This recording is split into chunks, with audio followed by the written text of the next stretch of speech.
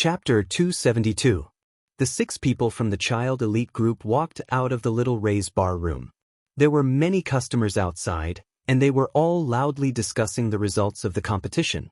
The biggest topic of discussion was the envy of the 6 people from the child elite group for obtaining 10 pieces of equipment. The 6 of them were secretly delighted when they heard this, but they didn't show it on their faces. They passed through the crowd with a pretentious look on their faces. The free distribution of rewards had to be received at the mercenary building. At this time, it was quite lively here. The people from the Black Hand mercenary group and the Waterflower mercenary group had all arrived. Because it was free distribution, it was easy to cause internal discord. Thus, the 2 mercenary groups called everyone here and announced the equipment to everyone. Then, everyone would discuss the distribution and try to make everyone have no objections, at least on the surface. When the people from the child elite group arrived, the atmosphere was different. 6 people, 5 pieces of equipment. No matter how you looked at it, it was easy to distribute. They didn't look as nervous as the other 2 mercenary groups. When the people from the Black Hand mercenary group saw these 6 people, although they hated them, they couldn't do anything about it. A loss in the competition was a loss. Using it as an excuse to cause trouble was too lacking in character. If you wanted to pick a fight, you should do it in the dark. If you did it in the open, you wouldn't get the support of public opinion. However, it was still okay to fight a verbal battle. When they saw these 6 people, Waterflowers against the Current and Black Hand's Black Index Finger walked over together. Little Moo, Solitude Under the Moon, also followed behind. Congratulations. Both sides said the same thing. Same to you. Han Family Young Master said. Against the Current was of course very happy. He won 3rd place, otherwise he wouldn't have received any rewards. Black Index Finger wasn't too happy. Hearing Han Family Young Master's words, why did it sound like ridicule? Of course, it was still a congratulation, so Black Index Finger couldn't say anything. He looked at the 6 people and asked, I wonder which one of you lost your virginity at the last moment. MDB. Gu Fei cursed in his heart, but at this time, even the people from the child elite group stared at him with disdain, betraying him.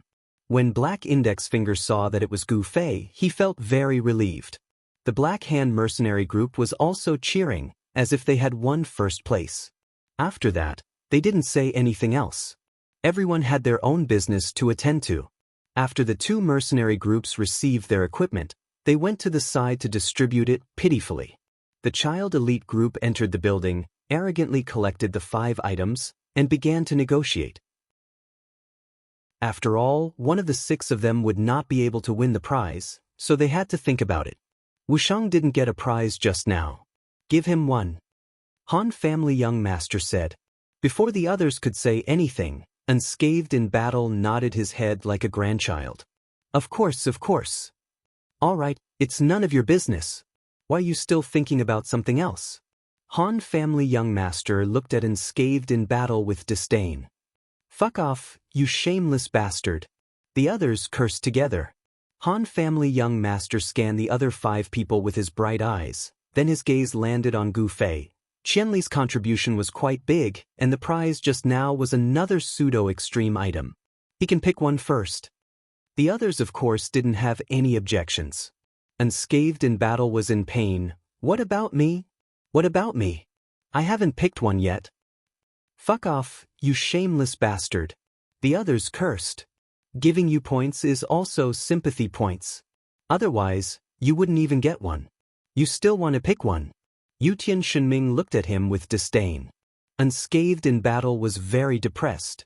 The number 1 warrior in the game didn't have any status in this elite group, but he had to admit that Imperial Divine Ming's words were correct. Before, the distribution was done by the system, and those who did not get one should just blame their bad luck. After that, it would be up to the players to reward themselves. In the end, the 3 fast guys were the main force in killing enemies, and the other 2 were the commander and the intel. Judging by contribution points, the 5 rewards indeed did not belong to Unscathed in Battle. This could be seen from the point book that Sword Demon was in charge of recording. Unscathed in Battle did not dare to say anything anymore. He could only stretch his neck to look at the 5 prizes that Han Family Young Master had revealed. Before anyone could see it clearly, Han Family Young Master had already found one and shoved it to Gu Fei. No more picking. This is it. Take it. What? Gu Fei took it and looked at it blankly. It was a scroll of Thunder Element spell, Thunder Palm. Everyone understood. This thing could only be given to Gu Fei. It was useless for the others to take it. After this small interlude, everyone suddenly realized that it was too easy for their small team to distribute the prizes. There were 6 people and 6 classes. There was no dispute about who was suitable to use the prizes. Unscathed in battle instantly became nervous. You said there were 4 prizes left. If there were no suitable ones for warriors, he would not be able to force them, right? Han Family Young Master was very slow. He did not announce the 4 prizes, and the others finally went crazy. Can't you fucking hurry up? Everyone roared. Ha! Han Family Young Master looked at their anxious expressions and laughed proudly. This is too despicable. While everyone was thinking, Han Family Young Master passed the prizes in all directions, and the equipment was already distributed. If we knew this would happen, we wouldn't have discussed it. We would have just taken what we needed. Han Family Young Master said indifferently. At this time, the other 5 people each had an item. This meant that among the 6, Han Family Young Master did not get the freely distributed prize. They were all embarrassed. To be honest, Han Family Young Master had contributed a lot. Without him, Child Elite Group would have been eliminated. With my magnificent command, it wouldn't be too much for me to take all the prizes. Unfortunately, they are all for you trash classes. Han Family Young Master said. Trash classes, at $% and their embarrassment towards Han Family Young Master had already disappeared. Everyone buried their heads to look at their own prizes. The division of the freely distributed prizes was very obvious. There was nothing like Gu Fei's pseudo-supreme grade ring that did not have any obvious class characteristics. It seemed that the system was kind and righteous. This kind of clear division of the prizes could obviously help the players avoid a lot of disputes. No matter how much you contributed as a mage, you still don't have the face to steal a priest skill scroll, right? Out of the 5 prizes, besides Gu Fei's Thunder Palm, Sword Demon got a Thief's Cloak, Nightwalker's Cloak. Agility plus 10, Strength plus 10. When attacked, there is a 10% chance to forcefully enter stealth state. While in stealth state, HP will automatically recover. Brother, you also got a skill scroll, Cruel Cut, Dark Knight skill. Creates 1.5 times damage of normal attacks, and has a certain chance to create wounds. Unscathed in Battle also got a skill scroll, Berserk Warrior skill.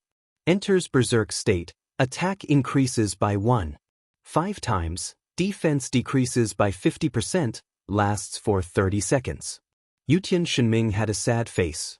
He got another bow. Screw the system. Yutian Shenming cursed and wanted to throw the bow on the ground, but was stopped by the others. Look! Everyone shouted. Combo bow, agility plus 10, strength plus 10, attack plus 10%, shooting speed plus 30%, double arrow strengthened by 30%. It's not bad, everyone has their own strengths, everyone comforted him vaguely. Yugen, from now on you will carry 3 bows. Use whichever one you need, professional archer. Unscathed in Battle laughed. The rewards were all distributed. Looking at the 10 items together, the most valuable was obviously the Han Family Young Master's Angel's Cunning. Although the skill of a weapon also depended on the skill, this kind of unfamiliar skill had not been tested, so it was not easy to evaluate. Similarly, Gu Fei, Brother Yu and Unscathed in Battle got skill books, so they could only be judged after using the skill. In comparison, Sword Demon got Nightwalker's Cloak, which automatically recovered HP when in stealth state. Although it was not clearly stated how much, this line of words was enough to make people drool. However, this group of experts was still a little disappointed. This was because after seeing Gu Fei's Night Streak Sword and Sword Demon's Long Kill Short Sai, everyone's dream was to have this kind of equipment that surpassed their level. However, It was obvious that the system would not deliberately create this kind of overpowered player. Today, in order to wait for the final reward, they waited until the end of the guild war, much later than Gu Fei's usual time to go offline. After leaving the mercenary building, Gu Fei said goodbye to a few people and went offline. Brother Yu and Unscathed in Battle went together to try out their new skills. Sword Demon also changed into new equipment and went to grind monsters to experience the experience.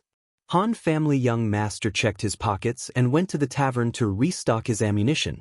Yutian Shenming continued to hold the 3 bows and continued to be sad. That night, the forum was burning with the flames of gossip. Players from all over the world gathered here and discussed the large amount of rewards that were given out in this quest. Everyone was extremely envious. For ordinary players, these were already the best items that they could only dream of on a daily basis. Many people didn't even think about the level of the Night Streak sword. The officials seized the opportunity of this competition to promote the game and made a highlight video of the competition. Only then did the players find out that they were secretly filmed during the competition and inexplicably became advertising actors for the game company. However, in the post-production, all the players' appearances were completely erased and replaced with a unified face. The video was edited and arranged in the post-production, and all of them were brilliant. Especially the video of the Cloud City Mage fighting against a group of enemies, which was high in the rankings. In the video, the mage in black robes and purple sword's use of dual flame damage amazed the players. What was more frightening was that this person seemed to have added a lot of agility, but he also had high magic damage. Many players questioned whether this video was fake advertising by the game company, but very quickly, the players in Cloud City came out to confirm that this person was the real deal. He was the person who single-handedly killed a level 8 thief, causing a controversy about the mage in melee combat. This person is still alive. The open beta players who still had memories of that incident exclaimed. Chapter 273. Yi Xiaowu wasn't happy about Gu Fei's video being used for publicity. However, this was a publicity matter and wasn't his responsibility, so he didn't have the authority to ask too much. Seeing the video being crazily praised by the players, he felt bad. However, for his colleagues in the publicity department, this result proved that they had chosen the right material, so they were naturally pleased. Gu Fei's fame was like a landslide that couldn't be stopped. Players outside of Cloud City didn't know who this person was, so they all asked people in Cloud City. Cloud City players said everything they knew, especially those who had a strong sense of honor. This was especially true for those who had a strong sense of honor. Although he and Gu Fei had nothing to do with each other, the thought of the two of them being in the same main city made his blood boil. He praised Gu Fei as if he was a god. "Oh, you're familiar with this mage?" "Yes, we drank together last night." "Oh? What's his name?" It's not convenient to say. Most of the bragging players were defeated at this stage. Although the name of Qianli's Drunken had been exposed, it wasn't known to everyone yet.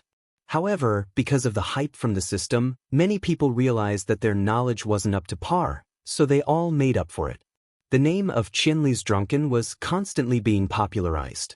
Apart from this, the strength of the guilds and mercenary groups in the main cities was also reshuffled in this competition. In Cloud City, players like Reigning 4 Seas who had fought their way to the final ranking would receive a rich income in terms of EXP, not to mention the item rewards. Level 41 was no longer the exclusive domain of the top 5.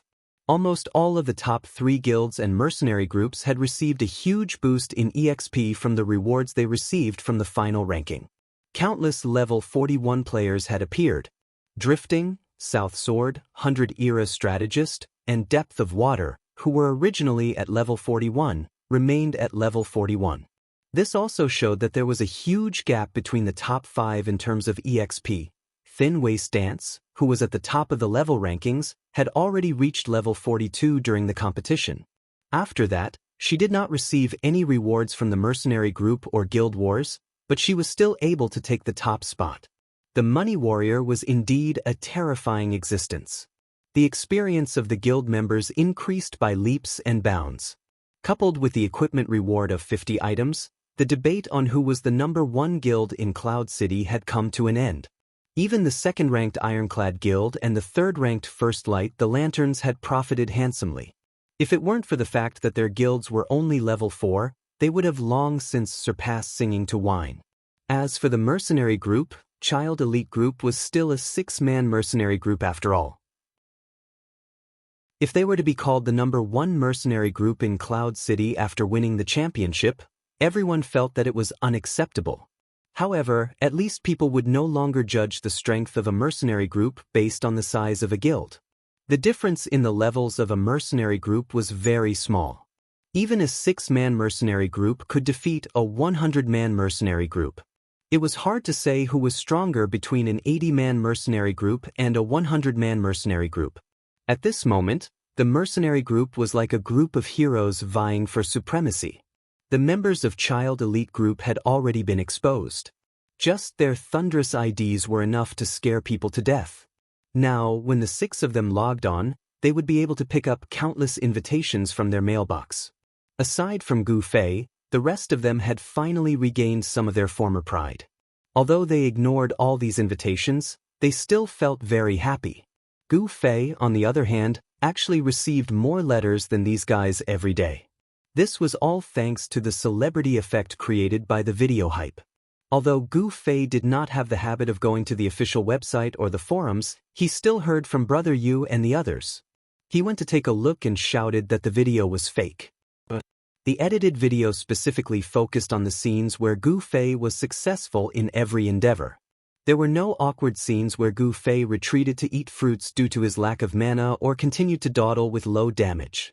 In short, Gu Fei's strength was infinitely magnified and his weaknesses were covered. The game company's publicity was really considerate of Gu Fei. In any case, as soon as the video was released, more people wanted to know Gu Fei. It was not only in Cloud City. Helpless, Gu Fei could only ignore the invitations like the other 5. Within a few days, Gu Fei's mailbox reached the limit of 1,000 letters. From then on, when he went online every day, "You have new letters, please check them," was changed to "Your mailbox is full, please check them in time." 1,000 letters. Gu Fei did not have the courage to open them one by one. On this day, when he went online, he immediately received a message from Han Family Young Master, asking him to go to Little Ray's bar as soon as possible. Could it be that there's business again? Gu Fei thought silently as he hurried on his way. During the tournament, Han Family Young Master had said that he would make a name for himself in the tournament and that his mercenary business would be booming. Indeed, after the competition ended, there was no longer a need for the Young Master Elite Group to go to the mercenary building to choose quests. Countless players came to them with quests, and the Young Master Elite Group only chose quests with good rewards. Their days were very comfortable. Gu Fei hurried to Little Ray's bar. He pushed the door open and was stunned. There were many familiar faces in the bar, and all of them were big shots in Cloud City. Sitting at the table was Unchung Matsu. As soon as Gu Fei walked in, their eyes met. Unchung Matsu's expression was full of mixed feelings. A few steps further in, they saw Countercurrent and a few of his buddies at a table. Countercurrent stood up and exchanged a few words with Gu Fei. As he walked further, he saw Black Index Finger, Drifting, and the others. Black Index Finger didn't look happy when he saw Gu Fei, but Drifting greeted Gu Fei and asked him what the final reward was. Gu Fei smiled and gave him the middle finger, which startled Drifting. Gu Fei quickly reacted and pointed at the ring of thunder suppression on his middle finger. "This?" Drifting was relieved and asked with a smile, "Is this the only one?" "Heh, there's another one. I'll show you if there's a chance." Gu Fei smiled. After saying that, he left the table. Before he could take 2 steps, someone tugged at the corner of Gu Fei's shirt. When he turned around, he saw Sakurazuka Tsukuzi, Fireball, and a few others from their guild. They were sprawled on the table in a very wretched manner.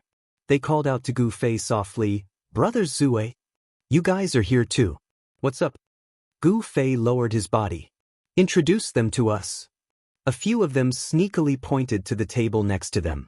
Gu Fei turned around and saw Dance Thin Waist, Luoluo, July, June Rain, a table full of reborn amethyst girls. Gu Fei was about to greet them with a smile, but Dan's thin waist glared at him. When are you going to pay me back? Gu Fei lowered his head in shame. He took out a money pouch from his pocket and tossed it to her. Dan's thin waist caught it in surprise, but after she opened it and counted, she said angrily, "Why is it only 300? Didn't we agree to pay in installments?" Gu Fei said. He only had 300 on him. It was all the money he had saved up from the tournament and the money he had received from the mercenary missions over the past few days. Introduce them. Introduce them. Tsubasa, Sakuratsuka, and Fireball were still whispering to each other. Their two tables were next to each other. Tsubasa, Sakuratsuka, and the others were probably trying their best to sit next to the beauties. Helpless, Gu Fei was about to introduce them when Slim Waist Dancer shouted, "What are you whispering to those wretched fellows who live forever in the bushes of flowers?" Gu Fei turned around and shrugged at Tsubasa, Sakuratsuka, and the others. "There's no need for introductions. They all know you." They were all very happy. Even though the evaluation of perverted guys wasn't very good, at least they had left an impression in the hearts of the beauties. It was a great achievement. "Aren't you the tallest tree in the forest?" Gu Fei said to Tsubasa, Sakuratsuka. Tsubasa, Sakuratsuka glanced at Fireball and the others with disdain. "It's just them." Gu Fei smiled. "What about you?" Tsubasa, Sakuratsuka shook his head in distress. "Troublesome, troublesome. What's wrong?" Gu Fei didn't understand. Tsubasa, Sakuratsuka scratched his head. "They came with us, but when they entered the door, they suddenly turned around and left." "Oh!" Gu Fei was very surprised. He wasn't surprised that Boundless had turned around and left, but that Boundless had really mingled with Tsubasa, Sakuratsuka, and the others. As for why the girl had left, Gu Fei's gaze turned and saw Silver Moon at another table. Silver Moon was also looking in this direction. When she saw Gu Fei look at her, she immediately revealed a nervous and uneasy expression, as if she was ready to leave at any time. Gu Fei didn't make a sound. If they had bumped into each other on the street, he might have chased after her and slashed her with his sword. The child elite group and Silver Moon's relationship had already been torn to shreds. But at this moment, there were so many famous people gathered in Little Ray's bar. Gu Fei guessed that something important had happened, so he wasn't so impulsive. After glancing at the guy a couple of times, he walked to the other side. On the other side, the Han family young master and the others also occupied a table. Just the fact that they didn't sit in a private room and came to the main hall was strange enough. The seat had long since been reserved for Gu Fei. As soon as he sat down, a circle of people started to criticize him. TSK, a big star. How different. When Gu Fei entered the bar, he greeted everyone along the way. No matter if they hated him or loved him, they all looked him in the eye.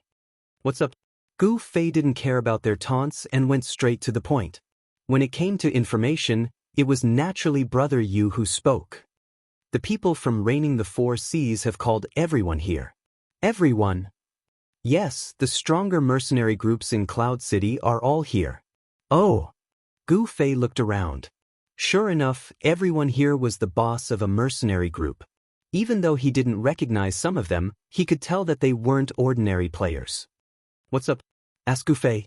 "I heard it has something to do with the reward mission from the reigning the 4 seas Guild War," said Brother Yu. "Yutian, you don't know?" Gu Fei asked Yutian Shenming.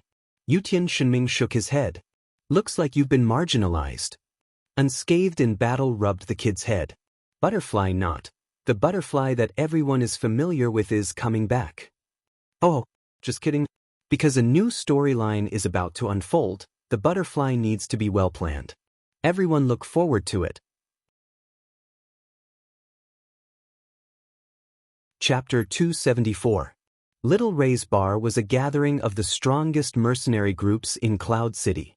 Perhaps there were many mercenary groups that didn't show their strength before, but this competition was like a process of eliminating the weeds and retaining the essence.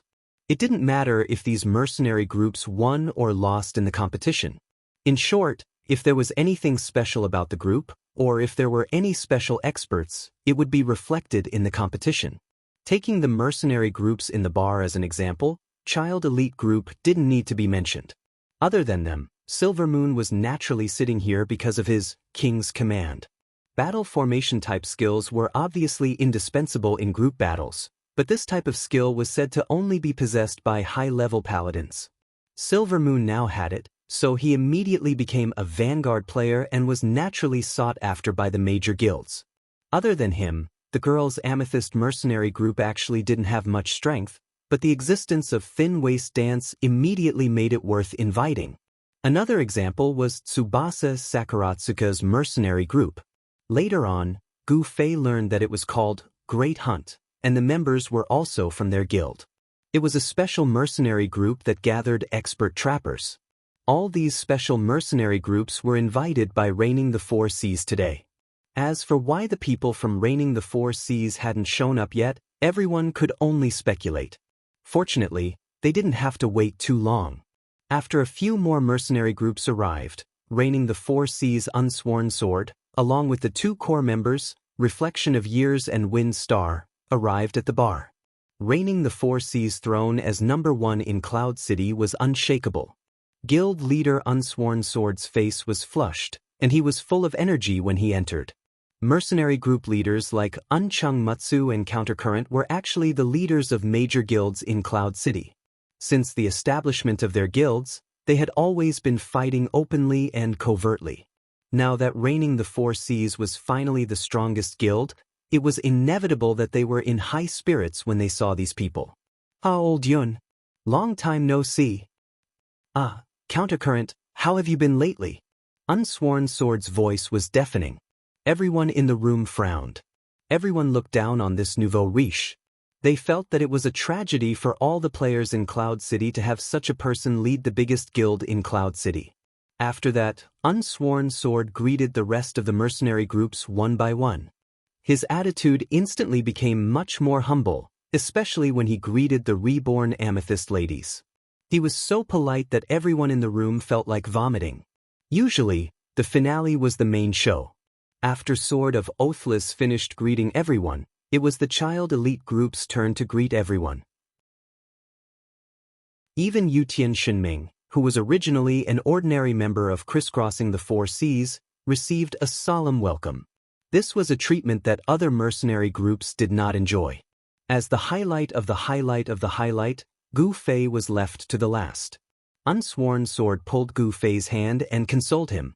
Beside him, Time of Reflection and Feng Xing looked a little uncomfortable. One was angry and the other was confused. After consoling for a long time, Unsworn Sword said, "You've brought glory to the players of Cloud City. I'm so proud." Everyone in the room couldn't take it anymore. One person slammed the table and stood up, staring at him. "Unsworn, if you have something to say, just say it. Are you looking for a beating? Look at your burning face." Unsworn Sword finally let go of Gu Fei. After looking back, he laughed. Say it, say it. This woman is tough. Who is it?" Gu Fei was surprised. Even if everyone in the house was dissatisfied, she didn't give them face by saying it so directly. This woman was very domineering. Brother Yu immediately came up and introduced. "This is Gu Xiaoshang, the leader of 7 Colored Clouds. She's also the leader of the Level 3 Guild Colored Clouds. Before Slender Waist Dance came, she was probably the strongest woman in Cloud City. I heard that Unsworn Sword has been chasing after her for a long time. Wow, Unsworn Sword's taste is so unique." Unscathed in battle and Yutian Shenming exclaimed. This Gu Xiaoshang's looks were above average, but she was too strong. If people didn't pay attention, they would think that she was a man. This was different from June Rain. June Rain's appearance was unkempt, she wore her equipment carelessly, and her voice was androgynous. That was why Gu Fei had mistaken her for a man. Ever since she had changed into a female warrior's armor in Moonlit Night City, this misunderstanding had never happened again. This Gu Xiaoshang, on the other hand, had a completely different temperament. Even if you knew she was a woman, you couldn't help but think, wow, this girl is so manly. It was this girl who shouted at Unsworn Sword. Unsworn Sword finally stopped his condolences and walked to the center of the tavern. He cleared his throat and said, "Everyone here is an elite of the mercenary world in Cloud City. Today, I asked everyone to come here because I have a mission that I would like to ask everyone to cooperate with. As soon as he said this, the room was filled with gasps of surprise. But everyone here was a mercenary group. No one had a better understanding of the various quests in the game than they did. Although these mercenary groups often had dozens of people, frankly speaking, with the current missions issued by the system, there was no one that required dozens of people to be mobilized. And now that Reigning the Four Seas wanted to hire mercenaries for a quest, it was obviously not a private player dispute quest. With a mercenary group of 750 people, would they not be able to settle a private player dispute? Therefore, it could only be a system quest. A system quest couldn't be completed by 750 people, and it actually needed the help of a mercenary group. What kind of quest could be so difficult? Unsworn Sword gave everyone enough time to gasp in surprise, mainly because he enjoyed the shock of the announcement.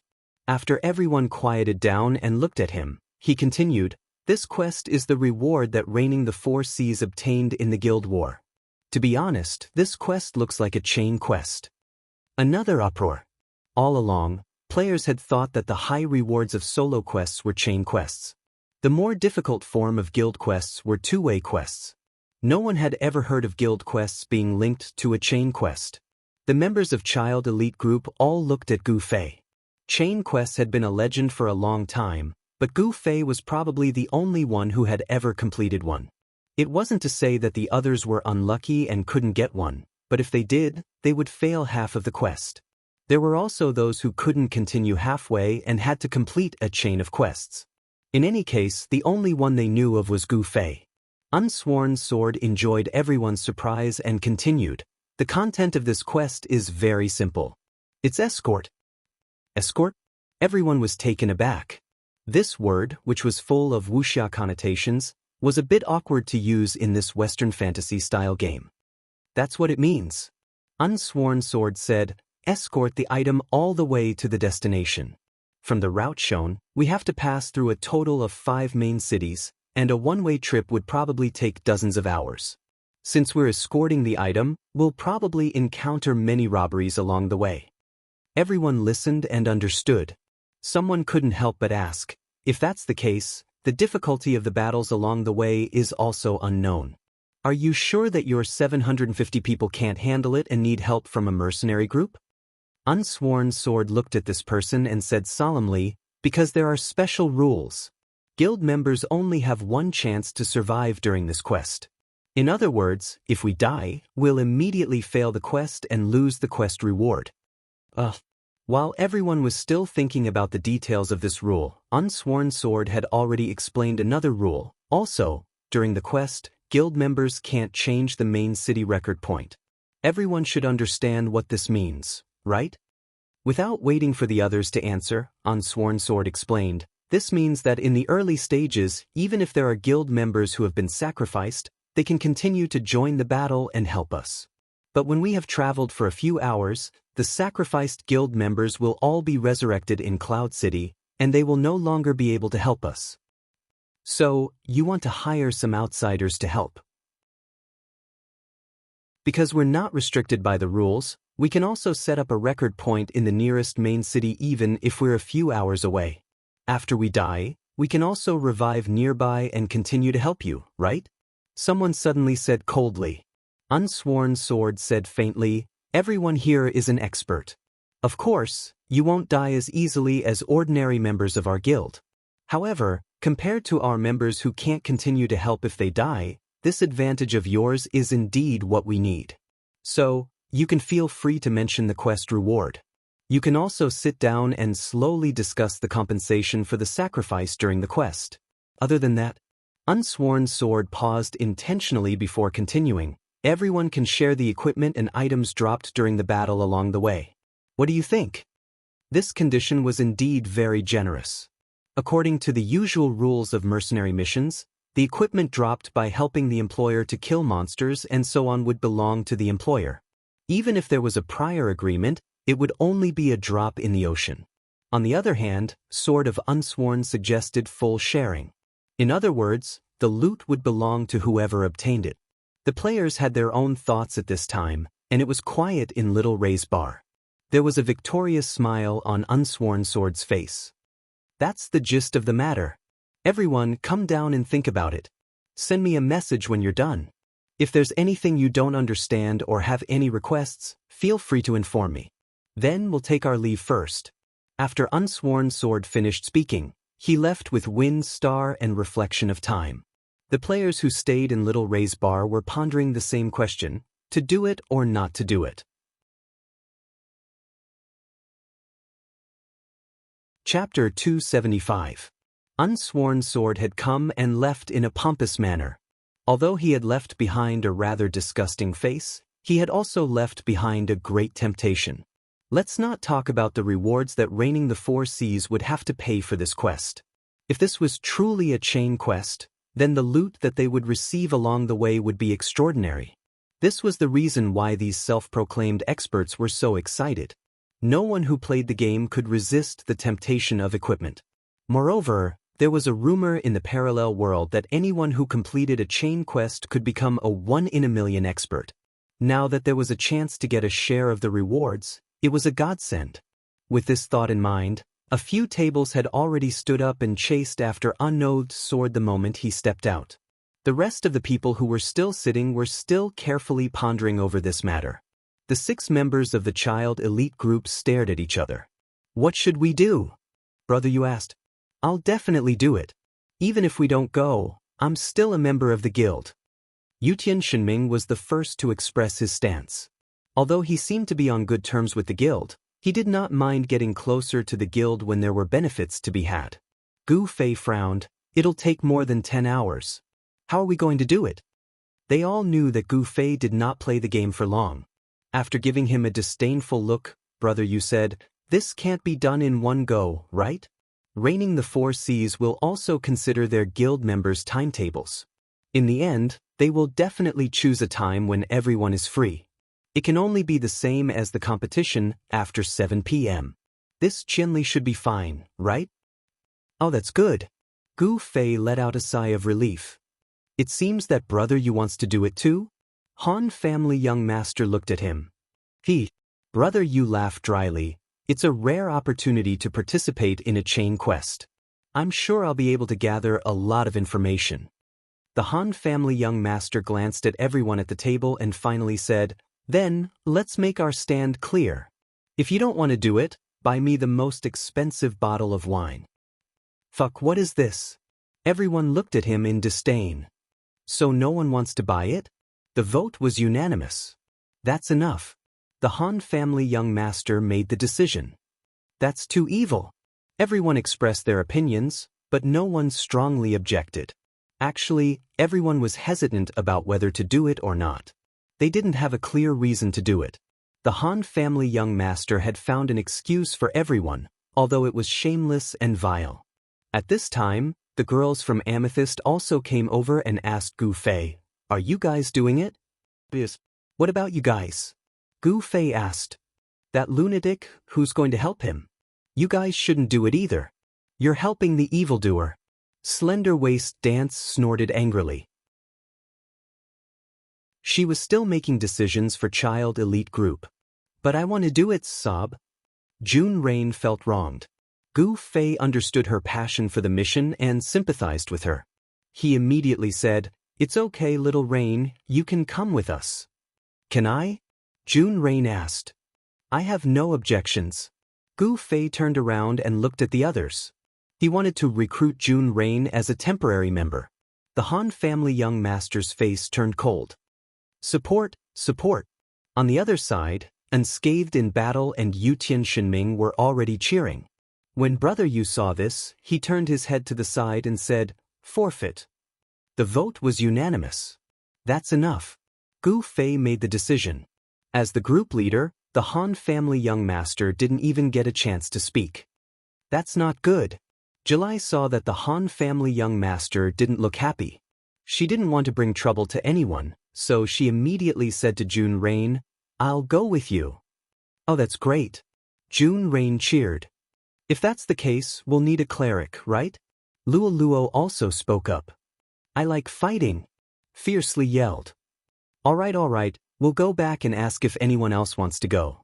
July called out to the girls and left. Slender Waist Dance was startled for a moment before she chased after them. Hey, if everyone else is going, I'll go too. Brother Yu watched as the girls left and said after a while, to be honest, I think that Raining the Four Seas only invited them because of Slender Waist Dance. If Slender Waist Dance doesn't go, the others might not have the chance to go. No one said a word.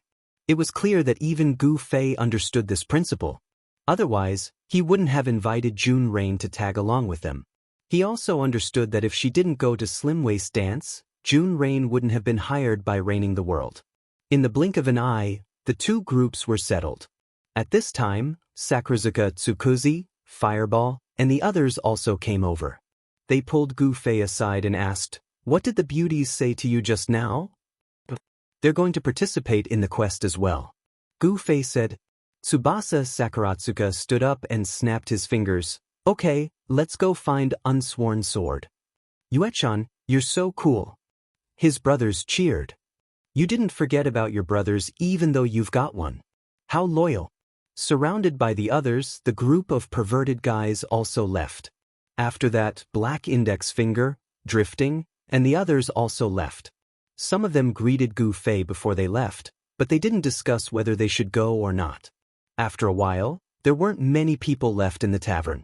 Yutian Shinming stood up and said, "Then should I go talk to Unsworn Sword?" "Don't." Han Family Young Master gestured for him to sit down. "How are you going to raise your own value if you're so proactive?" "Don't worry, Unsworn Sword might look like he left after throwing down a few words, but he'll be more anxious than anyone else if no one goes to help." "Is that so? I don't think he cares." Yutian Shinming said. Han Family Young Master smiled and said, "It's been a few days since they got their reward after the finals. I'm sure they've already tried this quest and realized that it's difficult to complete it with just the guild strength. That's why they came to the mercenary group for help. They don't know the situation at all. They just read the rules of the quest and they're in a hurry to hire people. They can't be that stupid, right? They've already done it? How come I didn't know about it?" Yutian Shinming was very confused. "Little brother, you've been marginalized."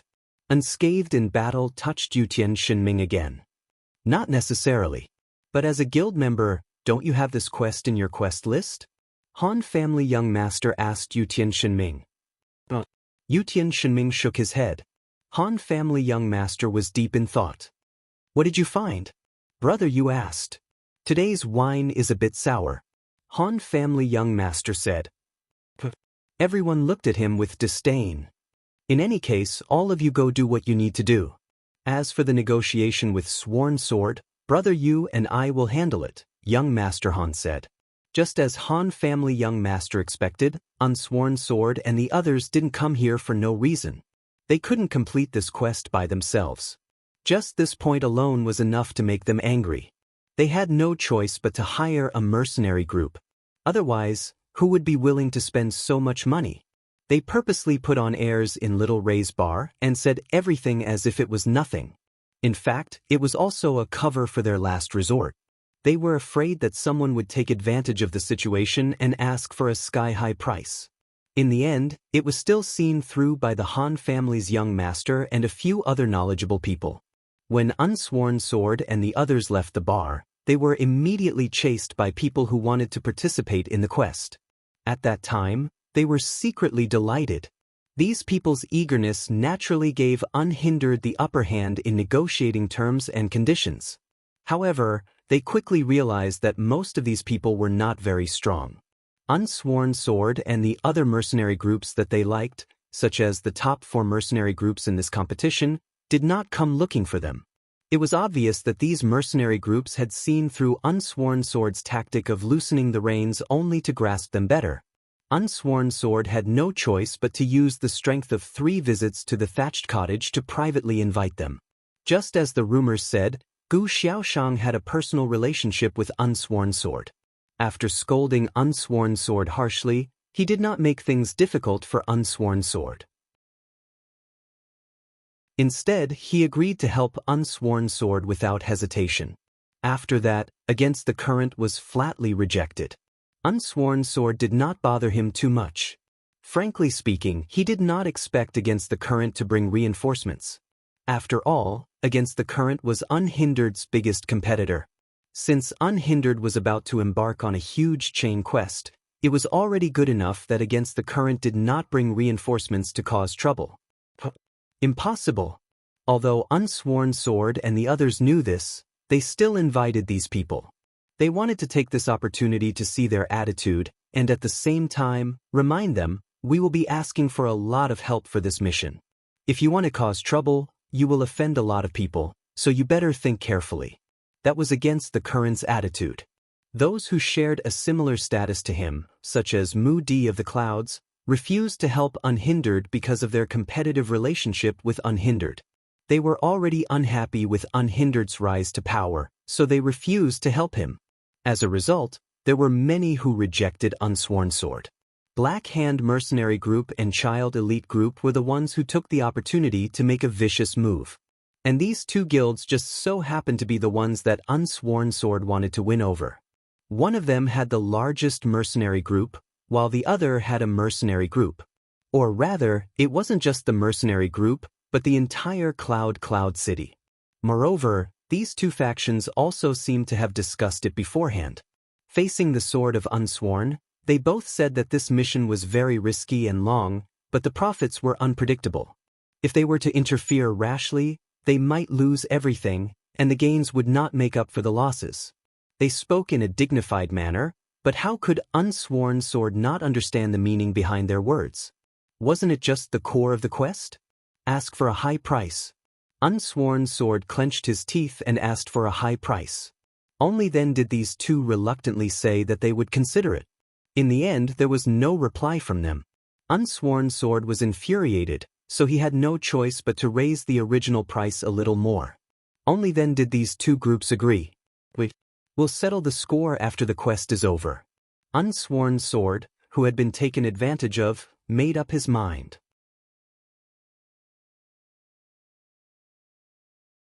Chapter 276. With that, Reigning the Four Seas mercenary recruitment came to an end. Aside from the mercenary groups under other major guilds in Cloud City who had no intention of helping Reigning the Four Seas grow stronger, everyone else who was invited agreed to help. Of course, there were plenty of people who took advantage of the situation to extort money. It was just that ordinary mercenary groups knew their limits and didn't dare to extort too much. They couldn't compare to the Black Hand Mercenary Group and the Young Master Elite Group. The few who got their share of the money side, Reigning the Four Seas is really rich. Everyone's mission is to raise money. 750 people. If each of us pays 100 gold, we'll have 75,000 gold. Brother, you exclaimed. This was undoubtedly an astronomical figure, and with the quality of the players in Reigning the Four Seas, it would not be difficult for each of them to get 100 gold. As Brother you expected, the mission could not be completed in less than 10 hours. Reigning the Four Seas arranged for all the mercenary groups to meet outside the East Gate the next day. The goal of the day was to cross the Dark Dragon Mountain Range and head to Moonlit City. Once there, they would log off and continue the next day. At this rate, the mission could be completed in 5 days if they traveled through a major city a day. That was the general plan. After logging in that day, Gu Fei rushed to the East Gate as promised. It was already past 7, and there was a sea of people outside the gate. Reigning the Four Seas and various mercenary groups were checking to see if their members were all present. Since it was a city-wide mercenary group recruitment, Reigning the Four Seas mission had caused quite a stir in the city. There were quite a few players who came to watch the show. The onlookers' eyes were filled with envy and jealousy. They pointed at some of the famous people in the crowd and discussed. Look at that Sword Demon. Did you know? What? You've never heard of Sword Demon? Have you ever played an online game? Look, that's Yutian Shenming the archer. Liar, isn't Yutian Shenming a mage? He changed his profession. Look at that. That's Slender Dance, the #1 money warrior in the game. Wow, a beauty. That's the video mage. After 27149, Melee Mage and Mission Maniac, Gu Fei now had a new title, Video Mage. Which one? The one with the apple in his mouth. Ah, so handsome and unique. Overnight, talking about an apple in one's mouth became the new fashion in Cloud City. Although the appointed time was 7 o'clock, it was already 7:17 after everyone had arrived and confirmed everything. Sword of No Oath looked at the crowd of Wu Yang and Wu Yang, feeling gratified. Time's Reflection, on the other hand, took out a large wooden bucket from somewhere and shouted at the crowd, "Everyone, quiet down, quiet down." Wang wang wang wang wang. Reflected Time's shouts were like pebbles thrown into the sea amidst the clamor of the crowd. Some people wanted to hear what he was saying, but they could only see his mouth move, not hear the sound coming out of his mouth. Quiet, quiet. Reflection of Years shouted in the guild channel. At least 750 people listened to him and quieted down, but the voices of the remaining mercenary groups and onlookers were still enough to suppress him. Time's Reflection waved his hands and gestured, and the members of Reigning the Four Seas also did the same, and the crowd finally quieted down. Another person came to Time's Reflection and handed him an item. It was a loudspeaker made out of a large piece of paper. Time's Reflection looked at the person gratefully and put the crude loudspeaker to his mouth. "Hey, hey." He tested the sound, and then began to speak. "Everyone, the scale of this mission is very large, so I hope that everyone can listen to my unified arrangements, tisk." Time's Reflection was already booed before he could finish. The ones who booed were the members of the mercenary group. Frankly speaking, although they worked for the mercenary group and the employer was the boss, most of the time, it was the boss who listened to them. There were very few bosses who were very powerful but lacked manpower, so they hired a few mercenaries to command them. Time's Reflection obviously had this idea in mind. Although the mercenary group knew that a coordinated battle like this required a unified command, they still had to vent their dissatisfaction. Time's Reflection waited for everyone to cut, before continuing, "Everyone, I'm not going to give orders from start to finish. I'm just giving you a rough plan, and the rest will be up to the people in charge of the mercenary groups to command their own members. Everyone, please cooperate." Someone shouted, "How are we going to command? We're not in the same guild or group. Should we form a party? Who has such a high level of command?" With so many people working together, it was obviously impossible to command them verbally. It was necessary to use the in-game chat channel. But right now, it was a cooperation of many mercenary groups. Everyone was not in the same guild or mercenary group, so these two channels obviously could not bear the responsibility of command. The party channel after forming a party was fine, but the problem was that there were more than 500 people in all the mercenary groups. Forming a party required the leader to have more than 50 commanding points, which was obviously impossible. In the parallel world, commanding points 1 could form a party of 10 people, but when it reached commanding points 9, which meant that one could lead a 100-person army, the experience of commanding points stopped growing. According to the official information, the growth of commanding points would be linked to reputation. As for reputation, currently, all the players' stats panel was still showing question marks. Obviously, it had not been unlocked. In this case, the system did not even support getting commanding points to 10, let alone 50. Time's Reflection only smiled faintly. There's no need for everyone to form a party. As long as the leaders of the mercenary groups form a party with me, it'll be fine. When everyone heard this, they immediately understood that this brat had already planned everything out. He was the commander-in-chief of the 3 armies, giving orders to the various regiment commanders, and then the regiment commanders would lead their regiment commanders to carry out the orders. Damn, it's so arrogant. Although everyone thought so, they had to agree with this method, so the leaders of the mercenary groups all came out to form a party with Time's Reflection. Time's Reflection was still standing on the big wooden barrel, shouting non-stop, XX group leader is here." The child elite group was still thinking about this situation.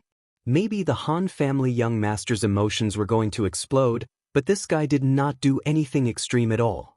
He silently stepped out of the line, formed a party with Time's Reflection, and silently returned. It was just that the wine bottle in his hand was unique among the group of leaders. He was already carrying his weapon. It was almost 8 o'clock when everything was done. The large party of more than 1,000 people valiantly set off under the gaze of the onlookers. Most of the players had never left Cloud City before, including the 3 core bosses of reigning the 4 seas. However, because the mission was given a route map, the 3 of them arrogantly led the way. The party advanced silently. The players all had their own thoughts. Some were excited, some were expectant, and some were nervous. Everyone guessed that since this mission was an escort, it would not be a peaceful journey. They wondered what kind of difficulties they would encounter. In a situation where everything was still unknown, anyone would be a little nervous. The experts of the child elite group were mixed in the crowd. They did not stand out, but the girls from Reborn Amethyst were close with Gu Fei, as well as Yutian Shenming and Enscathed in Battle, so they walked together. Moreover, the girls were a more attractive party than the child elite group. At this time, it was not just Fireball and his group of wretched fellows. Most men hoped to find a girl to chat with to pass the loneliness of the journey, so they all gathered around to exchange pleasantries. At first glance, this party seemed to have Reborn Amethyst as its core. They went all the way up the Black Dragon Mountain range. After passing through this place, they would reach the territory of Moonlit Night City. Those who had been there before, such as Gu Fei, were not unfamiliar with the place. When they saw a hillside in front of them, Yutian Shenming and Enscathed in Battle suddenly became excited. There was something to talk about here. The first shot that the child elite group fired to eliminate the great bandit Suatu was from this hillside to the Black Dragon Mountain Cave. Moreover, when Gu Fei became 27149 and was being hunted down, it was also here that he did it. According to Enscathed in Battle and Yutian Shenming, Gu Fei hid in the cave like a stray dog. Yutian Shenming emphasized on his vivid acting skills at the time, and Enscathed in Battle shamelessly said that he was the one who came up with the plan. Wow, you two really have the guts to say that. Even Brother Yu, who was usually a nice guy, could not bear to listen to it. Brother Yu, you weren't there at the time, right? Yeah, I wasn't. The two of them echoed each other and disqualified Brother Yu as a witness. The girls only laughed when they heard it, but they did not think much of it. It was obvious that they were more familiar with Yutian Shenming and Enscathed in Battle, this pair of clowns, exaggerating and boasting about their own style. Only Slender Waist Dance, who came later, did not know much about the two of them. After listening to the story, she expressed the deepest disdain for Gu Fei's seemingly embarrassing life. Do you two want to die? It was one thing for these two to boast about themselves, but they would always use this opportunity to suppress others, especially Gu Fei, who was a member of the Reborn Amethyst. He was a thorn in their hearts. Now that they were describing Gu Fei in such a manner in front of him, it was hard to imagine what they were saying behind his back. Everyone be careful, this place might be attacked. Han Family Young Master suddenly said. Could it be Suatu? Yutian Shenming laughed. As soon as he finished his sentence, a deafening roar came from the hill leading to the Dark Dragon Cave. A huge group of bandits rushed down the hill like a tide. Wow, could it really be Brother Suatu? Yutian Shenming and Enscathed in Battle yelled at the same time.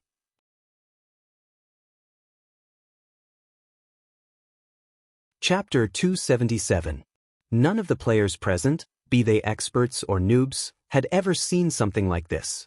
The bandits between the two mountains were like a tide, covering the sky and covering the earth as they rushed to the mountain path where the players were. When had they ever seen such a dense horde of mobs when they were grinding? The mountain path was not wide enough for so many players to walk side by side. At this moment, more than 1,000 players were lined up in a long line.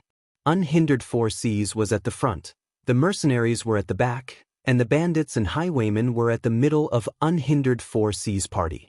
The mercenaries at the back were screaming in fear, but the players at the front did not panic at all. They retreated from the mountain path and walked up the slope while fending off the monsterlings' attacks. In an instant, they were already on the battlefield. Han Family Young Master shook his head with a beer bottle in his hand. Look at how prepared they are. I knew they'd done this once before. But this formation... Brother Yu looked up. The number of monsterlings in front of them was shocking, but they were not much of a threat to the players. After all, the Dark Dragon Mountain bandits were only level 30, while the players were all level 40, and there were so many of them gathered together. The members of Reigning the Four Seas dodged to the side and opened up the battlefield. The warriors took the lead, the mages opened fire, and the archers used the arc-arrow formation that had trapped Gu Fei and Slender Waist Dance in the trenches. Corpses piled up on the ground like a mountain. The old ones were killed and the new ones fell. All sorts of equipment, items, and coins were scattered all over the place. With this formation, Reigning the Four Seas won't have any problems. They don't need our help at all. Brother, you finished his sentence. Han family young master sneered. That's because we're prepared this time. The first time, we're probably at a disadvantage here. These monsterlings aren't that powerful, but there are so many of them, and they're so sudden. You'll be caught off guard no matter what. Now that we're prepared, it's naturally easier to block them. Reigning the Four Seas was indeed easy to block. The party had set up a pocket formation at the entrance of the mountain path. The NPCs were all stupid and didn't know how to adapt to the situation.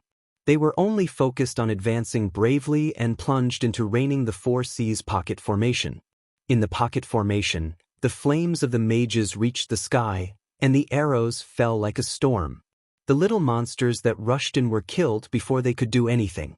There was no suspense at all. There's strength in numbers, the players exclaimed. This was especially true for the professional mercenary group players. Their largest group only had a few dozen people, and they had never seen hundreds of people attacking together. Naturally, they were deeply shocked. The momentum of the monsterlings gradually weakened. The Four Seas pocket formation had been dispelled, and the melee players rushed up the hill to counterattack the monsterlings. The mercenary group finally found a chance to join the fray, and they rushed forward to kill the enemies. At this time, the monsters were in groups of 2s and 3s. They seemed to be old, weak, and disabled, who had fallen out of the party during the charge. The players actually had the advantage in terms of numbers. On average, each monster was surrounded by 7 or 8 melee players and 4 or 5 ranged players. As the players fought, their eyes widened as they stared at the items dropped by the monsterlings. The system was fair. Even if they were assassins arranged in the quest chain, they were only level 30 monsterlings. The large amount of equipment that they dropped was not very useful to level 40 players. Although the quality was low, the hillside was full of them, and the quantity was extremely tempting. Suddenly, a few players killing monsterlings on the other side of the hillside approached. Seeing the equipment all over the mountain path, the players were instantly dumbfounded. They were around level 30 and had come here to level up. Trash that was not worth the attention of level 40 players were treasures in their eyes. Seeing that the players seemed to be very high level and had no intention of picking up the equipment, the few of them began to gulp. However, the mentality of high-level players was not high level at all. Normally, if they killed a random level 30 equipment, they would not want it. There were other level 30 players nearby, and they would let them pick it up. However, at this moment, the hillside was full of them. If they did not pick up the equipment themselves, wouldn't they be taking too much advantage of the situation? The gamers were indignant at the thought of this. Hence, they reached out and picked up all the low-level items that they had no intention of taking. Not even a scrap of cloth was left behind. In the end, they glared at the pitiful gamers on the hillside to demonstrate their might. The rookies were at a loss.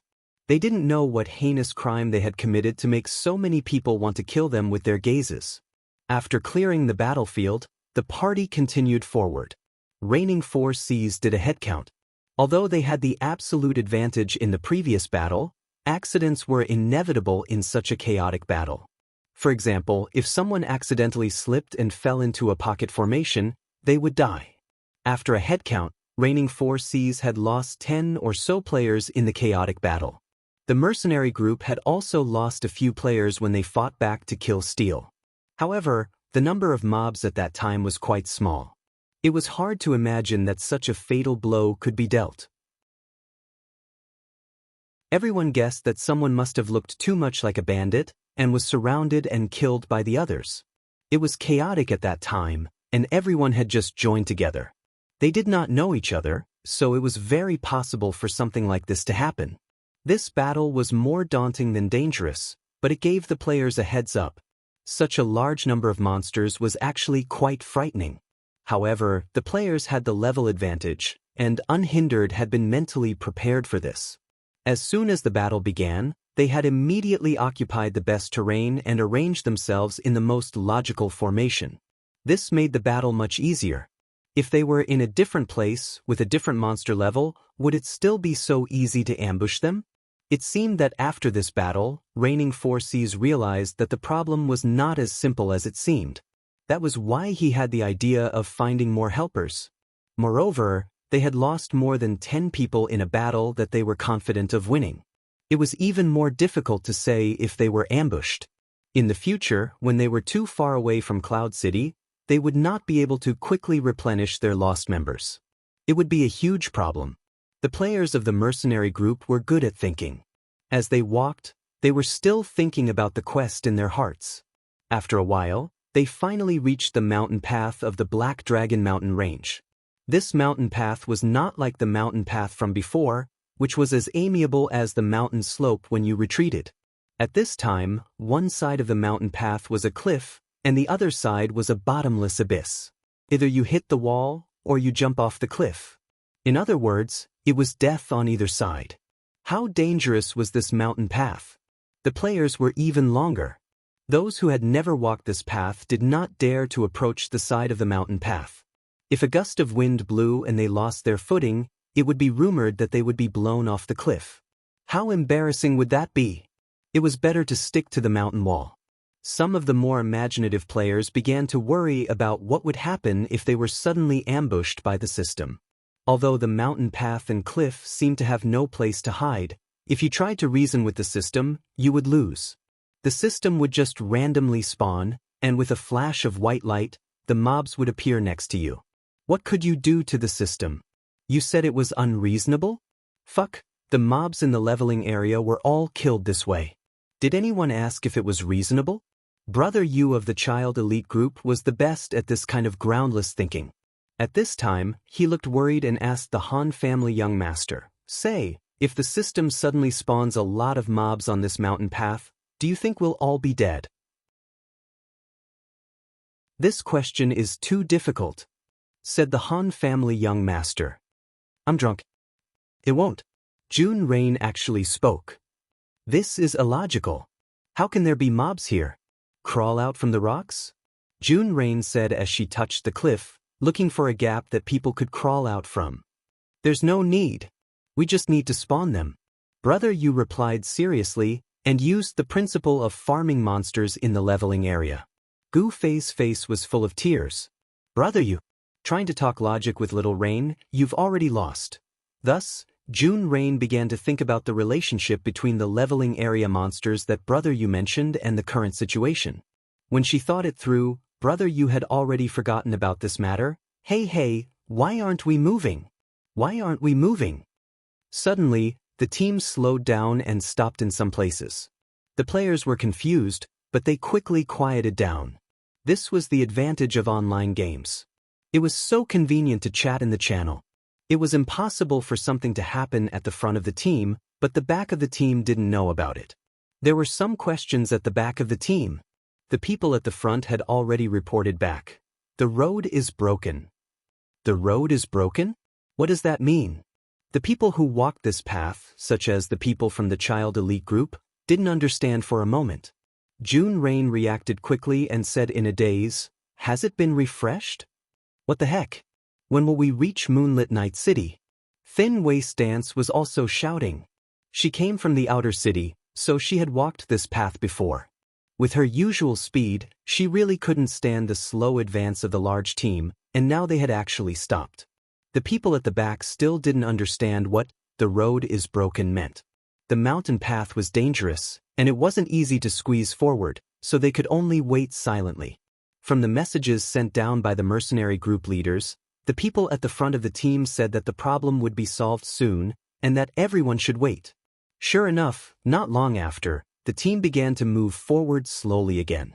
As they walked, they could hear the exclamations of understanding coming from the front. It wasn't until Gu Fei and the others reached the front that they understood.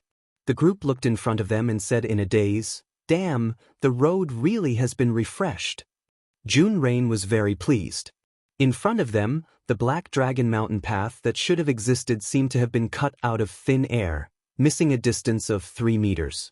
But at this time, there was a man-made wooden bridge. 2 long logs of more than 3 meters were placed on both ends of the road, and on top of the bridge were pieces of wooden planks.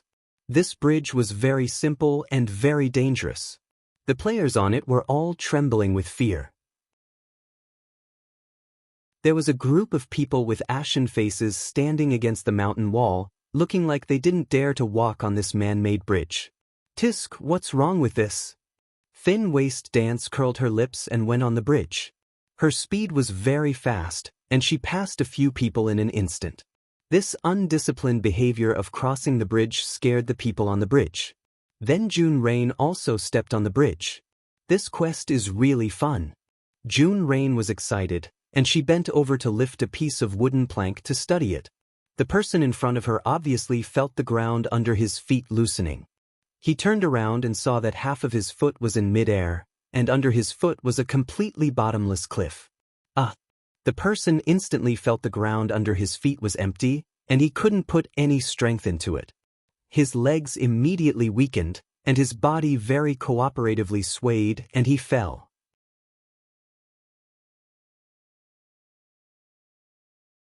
Chapter 278. The scream came from the simple wooden bridge, piercing through the fog of the abyss below. Gu Fei and the others craned their necks, hoping to hear the heart-pounding sound of the heavy object falling to the ground. It was said that this sound was magical, and the depth of valleys, rivers, and lakes could be estimated with this method. Of course, throwing people was a little cruel. Everyone tilted their heads to listen, but the pretty boy standing close to the wall turned green and said in fear, "Don't listen, we can't hear the sound." "Can't hear the sound? Is that deep?" Everyone discussed, but as expected, the person had fallen for a long time, and the voice gradually faded until it disappeared, but there was still no sound of the landing.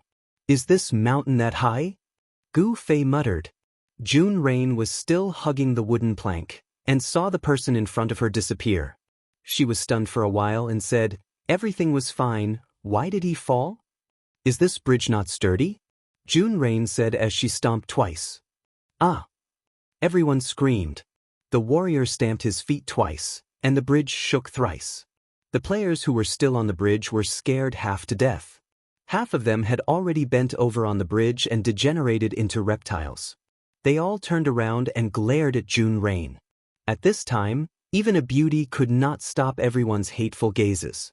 Unfortunately, June Rain did not pay attention to everyone's gazes, and even if she did, she would not understand. She lowered her head and muttered, "Not bad, it's quite sturdy." As she said that, she took a big step forward. The people behind her cried, "Heroine, put the plank in your hand back." In the end, June Rain did not hear them because she was deep in thought, or she did not realize that they were talking about her, but she just walked away with the plank under her arm. The person behind her immediately retreated from the bridge. Most of the people on the bridge were girls who were reborn amethyst, and they looked at him and said, "Brother, you don't have to go that far. Just take that plank and walk over." The person looked at June Rain's back. "Let's wait for the heroine to go over first." As a reincarnated amethyst, she naturally understood the rain in June the most. Now that she thought about it, she also felt that the rain in June was too scary. The girls were already feeling guilty when they saw the bridge. Not all girls were as valiant as the skinny-waist dancer, or as brainless as the rain in June. Even so, there were no pretty boys among the girls. The group of pale-faced fellows seemed to have made up their minds to give up. After everyone crossed the bridge, they would return to Cloud City. Among them, there was no lack of girls from Reigning the Four Seas and other mercenary groups, which made quite a few lonely perverts feel quite regretful. The guys from Child Elite Group seemed to be quite calm. Although Brother Yu liked to worry for nothing, Brother Yu had always been a man of facts and evidence. With so many people successfully crossing the bridge in front of him, it proved that there was no problem, so he wasn't worried at all. In the spirit of ladies first, the elite squad members let the reborn amethyst girls pass first. They immediately got on the bridge. Brother Yu was the first. Once he stepped on it, he felt more at ease and simply walked on. Then came the sword demon, Han family young master, Gu Fei, Yutian Shenming, and finally unscathed in battle. This guy suddenly grabbed Yutian Shenming. Yutian, is the bridge sturdy? Of course. Yutian Shenming said. With my weight, will it be sturdy? Unscathed in battle asked. Yutian Shenming's eyes started to wander. Indeed, he hadn't seen Unscathed in Battle's wide and muscular body on the bridge. But seeing Unscathed in Battle's hesitant expression, Yutian Shenming wasn't worried at all. Instead, he became unusually excited and said loudly, "What? Are you afraid?" "What are you talking about? Why would I be afraid? I just feel that the plank is a bit thin and a bit brittle," Unscathed in Battle said. Yutian Shenming nodded his head. Then according to the laws of physics, you can crawl on it. The larger the area, the smaller the pressure will be. I suggest crawling forward with your entire body on the ground. Ha! Yutian Shenming said and walked away happily. Brother, are we going? The players behind saw Unscathed in Battle's expression and thought that he was going to be a gigolo, so they started to urge him to make way. There was still the reborn amethyst girl in front of them. At that moment, there was no lack of people looking back. Their concerned gazes caused Unscathed in Battle to make up his mind. Let's go. Why aren't we moving? After saying that, Unscathed in Battle took a step forward. It was different. When Unscathed in Battle stepped on it, the degree of bending of the plank was indeed different from when others stepped on it. When he stepped on it, he felt the plank sink. Unscathed in Battle was scared out of his wits. He quickly tried to retreat, but the players behind him were already impatient. Seeing him take a step forward, they immediately followed. As Unscathed in Battle retreated, he naturally bumped into this player. At that moment, there were also countless people waiting to get on the bridge. Even though Unscathed in Battle was strong, he couldn't overcome so many people. In the end, not only did he fail to retreat, the people behind him pushed him back. What are you doing? Hurry up. Unscathed in Battle was pushed back again. He cursed loudly, "Fuck!" but both his feet were already on the bridge. The plank was still bent, but at least it wasn't broken. Unscathed in Battle's heart calmed down a little, and only then did he move forward steadily. Gu Fei and the others in front of him had already gotten off the bridge, but the people on the other end of the mountain path were piling up. After enduring for so long, Unscathed in Battle was finally able to get off the bridge, but he realized that there was no place for him to step on. Go! Why aren't you moving? Hurry up! Unscathed in Battle didn't feel the danger under his feet as he walked. Now that he was standing still, he felt his feet sinking and rising. The plank seemed to be supporting him with great difficulty, and it could crack at any moment. Give me a place to get off the bridge. Unscathed in Battle roared. There's no place, there's really no place. Yutian Shenming was the last person to get off the bridge in front of him, and he stood in the last place where he could step on.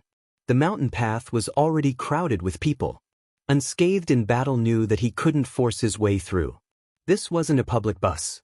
If he tried to grab a seat and barge through, he might be able to get on the road, but there would definitely be more people falling off the cliff because of the crowding. Unscathed in Battle wasn't that unkind. Why aren't we moving? Unscathed in Battle was anxious. Han family young master turned around and looked at him. There's another broken road in front of us. We're building a bridge and then we have to cross it one by one, so it's a bit slow. Unsworn Sword and the other two core members of Reigning the Four Seas were at the front of the group, so they were the first to know about the situation. Then, Shadow Years would report the situation to the mercenary group leaders through the team channel, and the leaders would then inform their companions. However, Han family young master was obviously irresponsible. He only listened and did not speak. Look at the people on the bridge behind Unscathed in Battle. None of them stopped to ask questions because of the group. It was obvious that the leader had already reported the situation to the mercenary group channel. Damn, it's so unlucky. Why do I have no place to squeeze when it's my turn? Unscathed in Battle was furious. He felt like the wooden plank under his feet was sinking even deeper. You have to stand firm. If you really can't do it, just lie down. Yutian Shunming turned around and shouted at Unscathed in battle, mocking him without restraint. The reborn Amethyst girls had been in front of the child elite group, so they were naturally at the side of the bridge. They all turned around to look at Unscathed in battle, who had a nervous expression on his face. They all pursed their lips and laughed. Unscathed in battle couldn't take it anymore. No matter how worried he was, he had to hold on.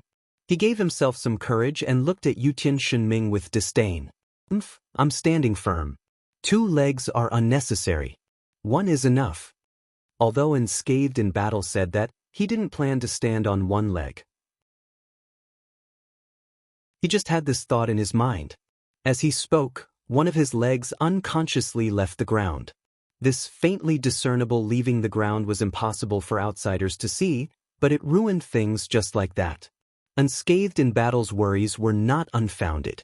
The wooden plank was indeed struggling to support his weight, especially the one under his feet. This was the last plank that many people stepped on when they got off the bridge. They walked across the bridge in fear, and when they were about to step off the bridge, they couldn't help but feel excited. Many people stepped on the ground happily. The pressure that this plank withstood was far greater than the other planks. Unscathed in battle just stood there obediently. Now that he had the thought of giving it a try, he lifted his other leg slightly, and the plank that he was standing on could no longer hold on. Pacha! The sound that many people had been waiting for finally rang out. Unscathed in battle let out an ayah, and sank with the broken plank. In the nick of time, Unscathed in battle suddenly spread out his arms and hung on the 2 long planks that supported the plank. These 2 pieces of wood were undoubtedly very sturdy, and they were enough to support Zhan Wushang. But the problem was that his toss was far more violent than Jun Rain's stomp. The endless screams behind him instantly drowned out Zhan Wushang's small voice. Zhan Wushang's comrades on the bridge all fell down like dumplings. Many of them were still hugging a small piece of wood in their arms. They reached out to grab at the critical moment, and they didn't manage to grab the long piece of wood. Instead, he managed to grab the small piece of wood that fell with him. In the end, he ended up dying together with the piece of wood. It was such an injustice. In just an instant, there was not a single person left on the bridge. Many of the planks that supported the bridge also fell. It seemed that the bridge could no longer be walked on. The players standing on both sides of the cliff were dumbfounded. In the end, someone said, "What a sin!" The players sighed.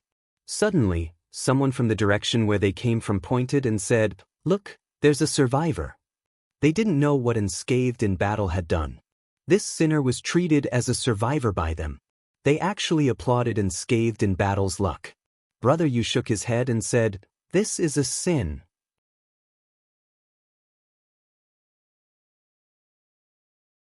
Chapter 279. Unscathed in battle hung between 2 long logs like a sausage. With his weight, he would not be blown away by the wind. As for the people on the first bridge who had fallen, Unscathed in battle did not have the time to care about that. He was not out of danger yet. "Hang in there, Wushang." Yutian Shunming squatted down in front of him. He was very happy. Unscathed in battle used his arms to support himself. He gritted his teeth and said, "Hurry up and pull me up." "There's no space." Yutian Shunming looked left and right. Indeed, even though such a tragic event had happened, it was not a reason to immediately vacate the empty space.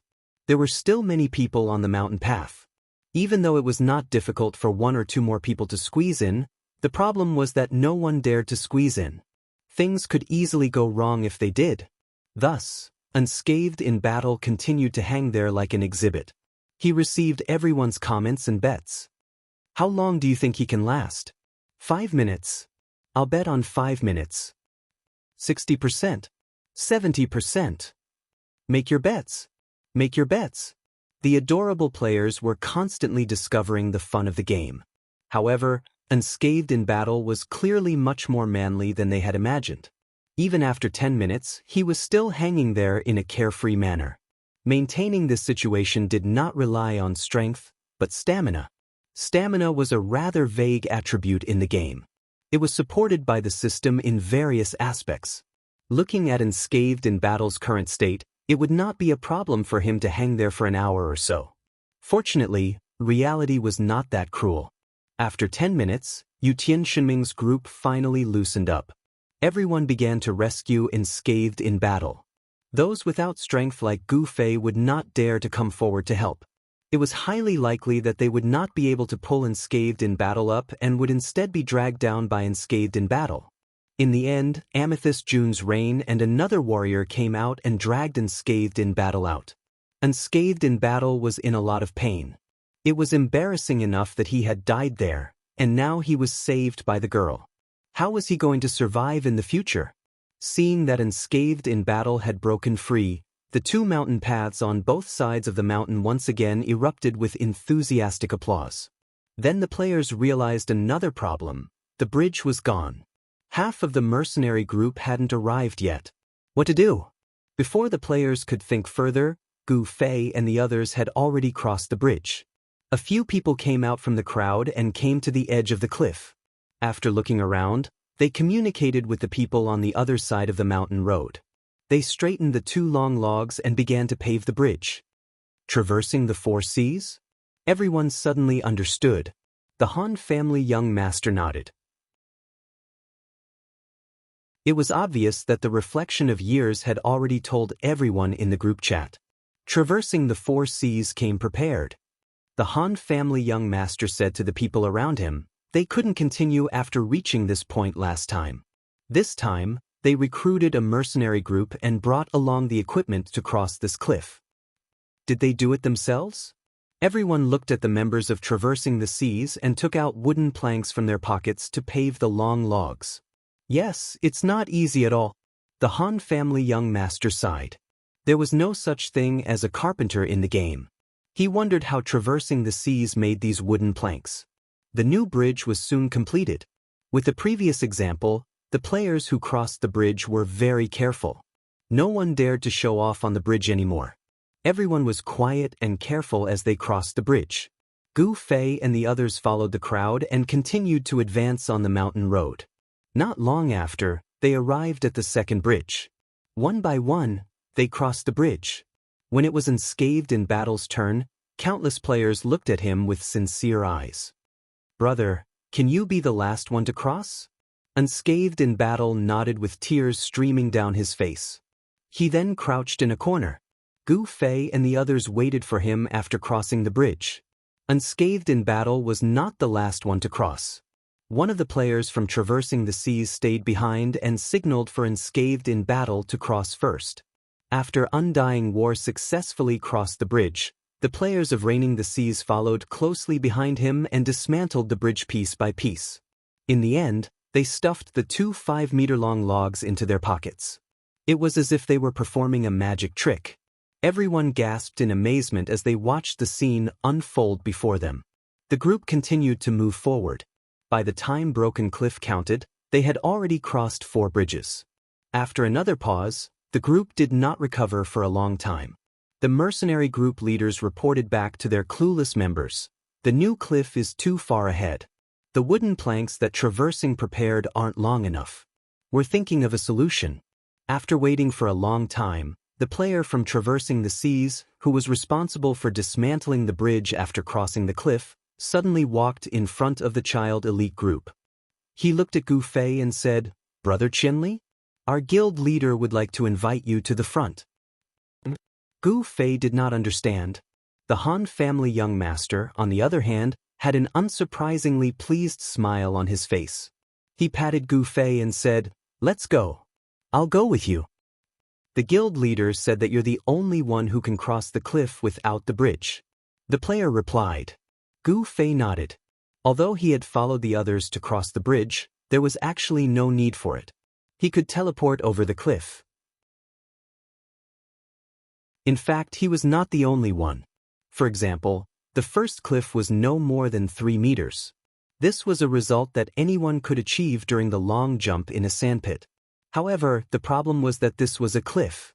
It was not easy to overcome the psychological barrier to jump over it.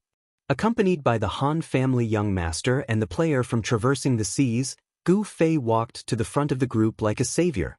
The cliff in front of them was estimated to be 7 or 8 meters tall. The mist rising from the broken cliff made the mountain path look a bit hazy.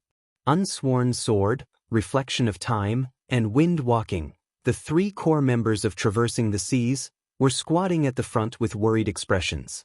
When they saw Gu Fei arrive, they immediately came to greet him. The wooden planks aren't long enough. I didn't think there would be such a wide ditch. Unsworn Sword said. Countless players called this cliff a ditch, mainly to remind themselves that there was nothing to be afraid of.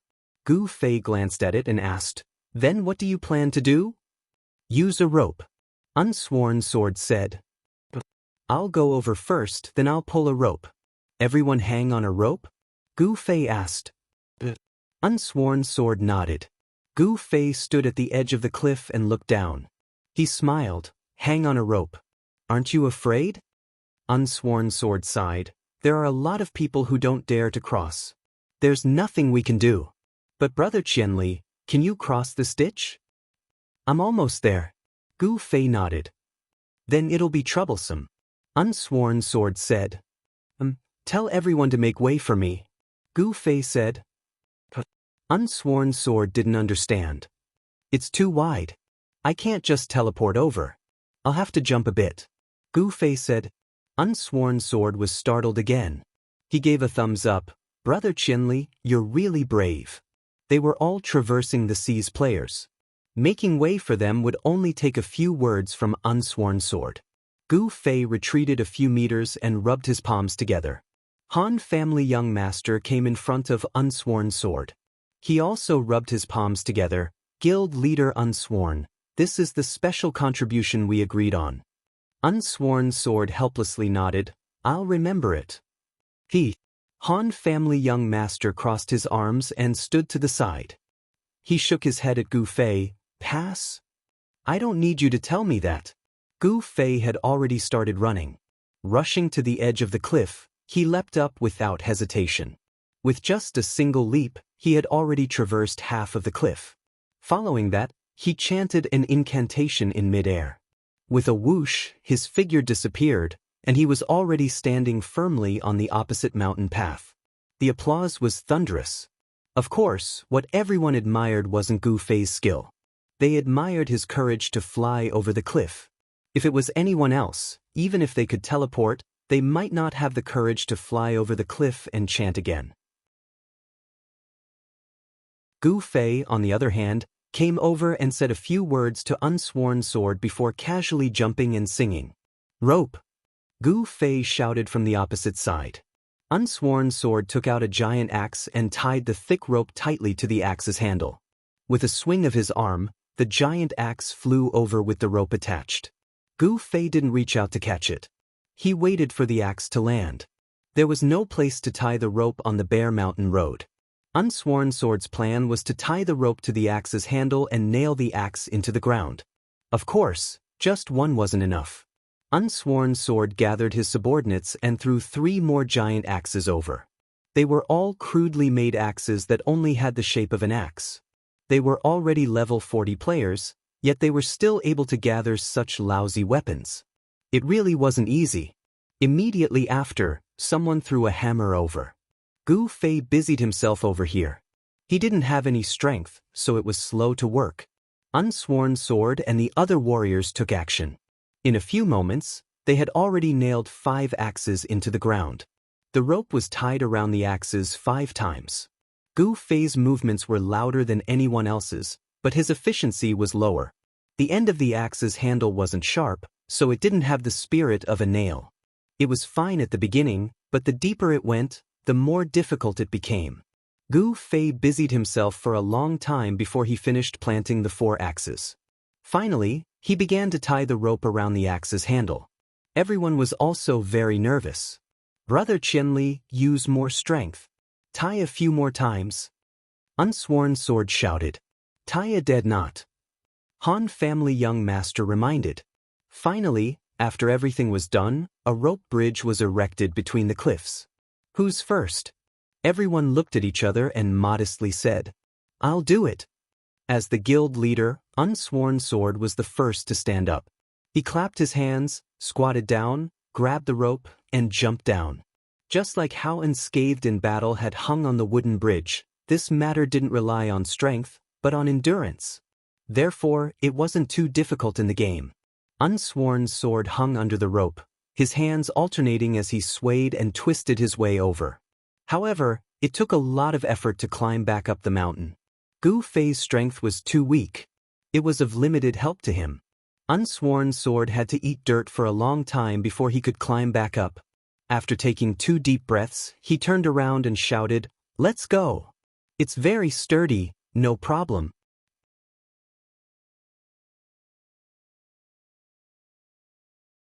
Chapter 280. Unsworn Sword successfully crossed the rope bridge. His build and equipment were of the same weight class as Unscathed in battle, which undoubtedly boosted the confidence of the players behind him. No one was worried about the quality of the rope bridge anymore. Most of them were unwilling to cross it because they could not resist the fear in their hearts. Don't look down. If you're afraid, move faster. This is a game, it's very simple. Come, quick. Unsworn Sword clapped his hands to encourage the player below the rope. Very good, we're almost there. Only 1 meter left. His strength was naturally much stronger than Gu Fei's, so he easily helped the player up. Damn, it's so noisy. The person who had been helped up was the young master of the Han clan. He muttered under his breath, picked his ears, and stood to the side with Gu Fei. The players crossed the rope bridge one by one. Unsworn Sword was very careful. He would often check if the rope that Gu Fei tied was loose. He would then stand at the side of the bridge and pull up every player that arrived. More and more people piled up behind him, slowly becoming a hindrance. Unsworn Sword looked back and waved his hand. Let's continue forward. The newly formed team continued forward. Gu Fei also wanted to go, but he saw that Han family young master had not moved. Not moving? Gu Fei asked. Han family young master looked at the rope bridge. Why hasn't anyone fallen? Such bad taste. Gu Fei scolded him as he crossed his arms and stood at the side of the mountain to watch. Unsworn Sword glanced at the 2 spectators, but he didn't say anything. After all, they weren't from his guild. Crossing the rope bridge was obviously more dangerous than crossing the wooden bridge. However, it was precisely because of this that the players were even more careful. This was not a difficult task in the game. Once they got serious, no one fell off. Previously, when Unscathed in battle crossed the wooden bridge, it was just that he made a lot of noise. There were other times when he accidentally bumped into something and fell off. Who would have thought that no one would fall at the seemingly difficult rope bridge? It was just that it was a little slow. One by one, it was finally the mercenary group's turn. The number of players standing on the cliff who had given up on the rope bridge was much higher than those who had given up on the wooden bridge. The purple crystal rebirth girls were stunned when they arrived. This test of courage was much more difficult than the previous ones. No matter how many voices tried to persuade them, it's a game, it's fine, it was of no use. Repeating this nonsense a few times to overcome the fear in your heart, do you think this is a TV drama? I'm really fine. Grape, let me show you. Yutian Shinming's favorite girl, Grape, was terrified. She shook her head and did not want to leave. Yutian Shinming tried to persuade her several times, but to no avail. Hence, he decided to demonstrate by himself. He grabbed the rope and leaped down. He tried his best to look relaxed, and from time to time, he would turn around and smile at Grape to encourage her. Look, it's easy. Come over here, Grape, shouted Yutian Shinming as he stood on the cliff. Grape looked around her timidly.